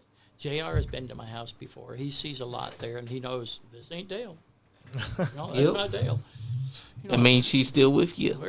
where's Dale's trophies? Oh, they're all in that little cabinet right behind that little glass right door. Right there. You open up the glass door. There's the MWA from 2010 with all the big graduating, the big induction class, and right above it is the two more, and I'm all there, and all the rest of this, that's Vicky. All that's Vicky. There's Vicky. Everything is still, yeah. Still keeping her memory alive. That's right. It will remain that way. That's right. Yep. That means that she's still with you. And now I have a Maine Coon kitten. It's like 13 weeks old. Yeah. And it's over 4 pounds. And she's like this long already. And she's super friendly. She's very, very nice. And her name is Vicky Lee. Hell yeah. She doesn't respond to it, but I keep calling her that. She'll respond to it I eventually. keep calling Kitty, And I trained, before I had Himalayan cats, and before Himalayan I had, Siamese. it's not Himalayan, but it's the other ones. It's Yeah. close to them. Well, while Dale's trying to But, figure out what kind of yeah. cats he had, everybody make sure you come to the Kentucky That's Wrestling right. Federation Yes. Block Party Bash Friday, May 23rd, 5 to 8 p.m., free admission. That's what we're here to talk about. Because, Because you're going to see good wrestling. We've And got then- some good talent hey, coming in. Yeah. David has some good words for you, Dale, before the show ends. He said, Vicky was a great lady. Yep, I agree. That's right. I She's would- also a true legend. Yeah, if it wasn't for Vicky, I wouldn't be anything. Yep. And after you see us on the 23rd, make sure you go to the Carrollton County Fairgrounds to see UCW/USWF Wrestling as well. That's right. Tell them that Roc sent you. And I've seen the lineup for there. I don't know the matches, but I've seen the lineup, and it's quality workers on that show. Hell yeah. It Quality always workers. is, every year. That's right. It always is. Great talent. I mean- Marty Clay and Stan Sierra, and then we got Big Rex, and all the guys coming down from Northern Wrestling Federation, and Big Mama against the Amazing Maria. Hell yeah. I can't wait for that either. And you're going to see stars like that also there with Kentucky. That's Wrestling right. Federation. That's right. Go out and get your merch as well. Hit up JR Roc. I'll be there to meet and greet with all the fans. Come see the belt, buy the book, have a good time. Guys, with that, I just gotta say, thank you, Dale Bass, for giving us a moment of your time. Jerry Roc, always a pleasure. Yes, sir. Y'all can see the title, KWF's Heavyweight Championship, right there on the table. That's going to be at the show this Friday night. And so will 5 of those books right there, the Locker Room Stories. You better realize, if those sell out, there's going to be more coming your way. So, guys, go on out to KWF this Friday night. The Thornhill Education Center, 700 Les Avenue, Frankfort, Kentucky. Show out because it's a free admission block party. Come out and support the community and get a little taste of what's to come this fall. That's right. And these are the first 5. Yep, these are the That's first right. five. First 5. First 5 printed. The first 5. So when those sell out, just know JR Roc's going to have more coming on the way because he'll know just how in demand y'all want them. Yeah. And with that, you're not having fun, you ain't getting none. Damn Skippy. Nice Guy Andy podcast. That's it.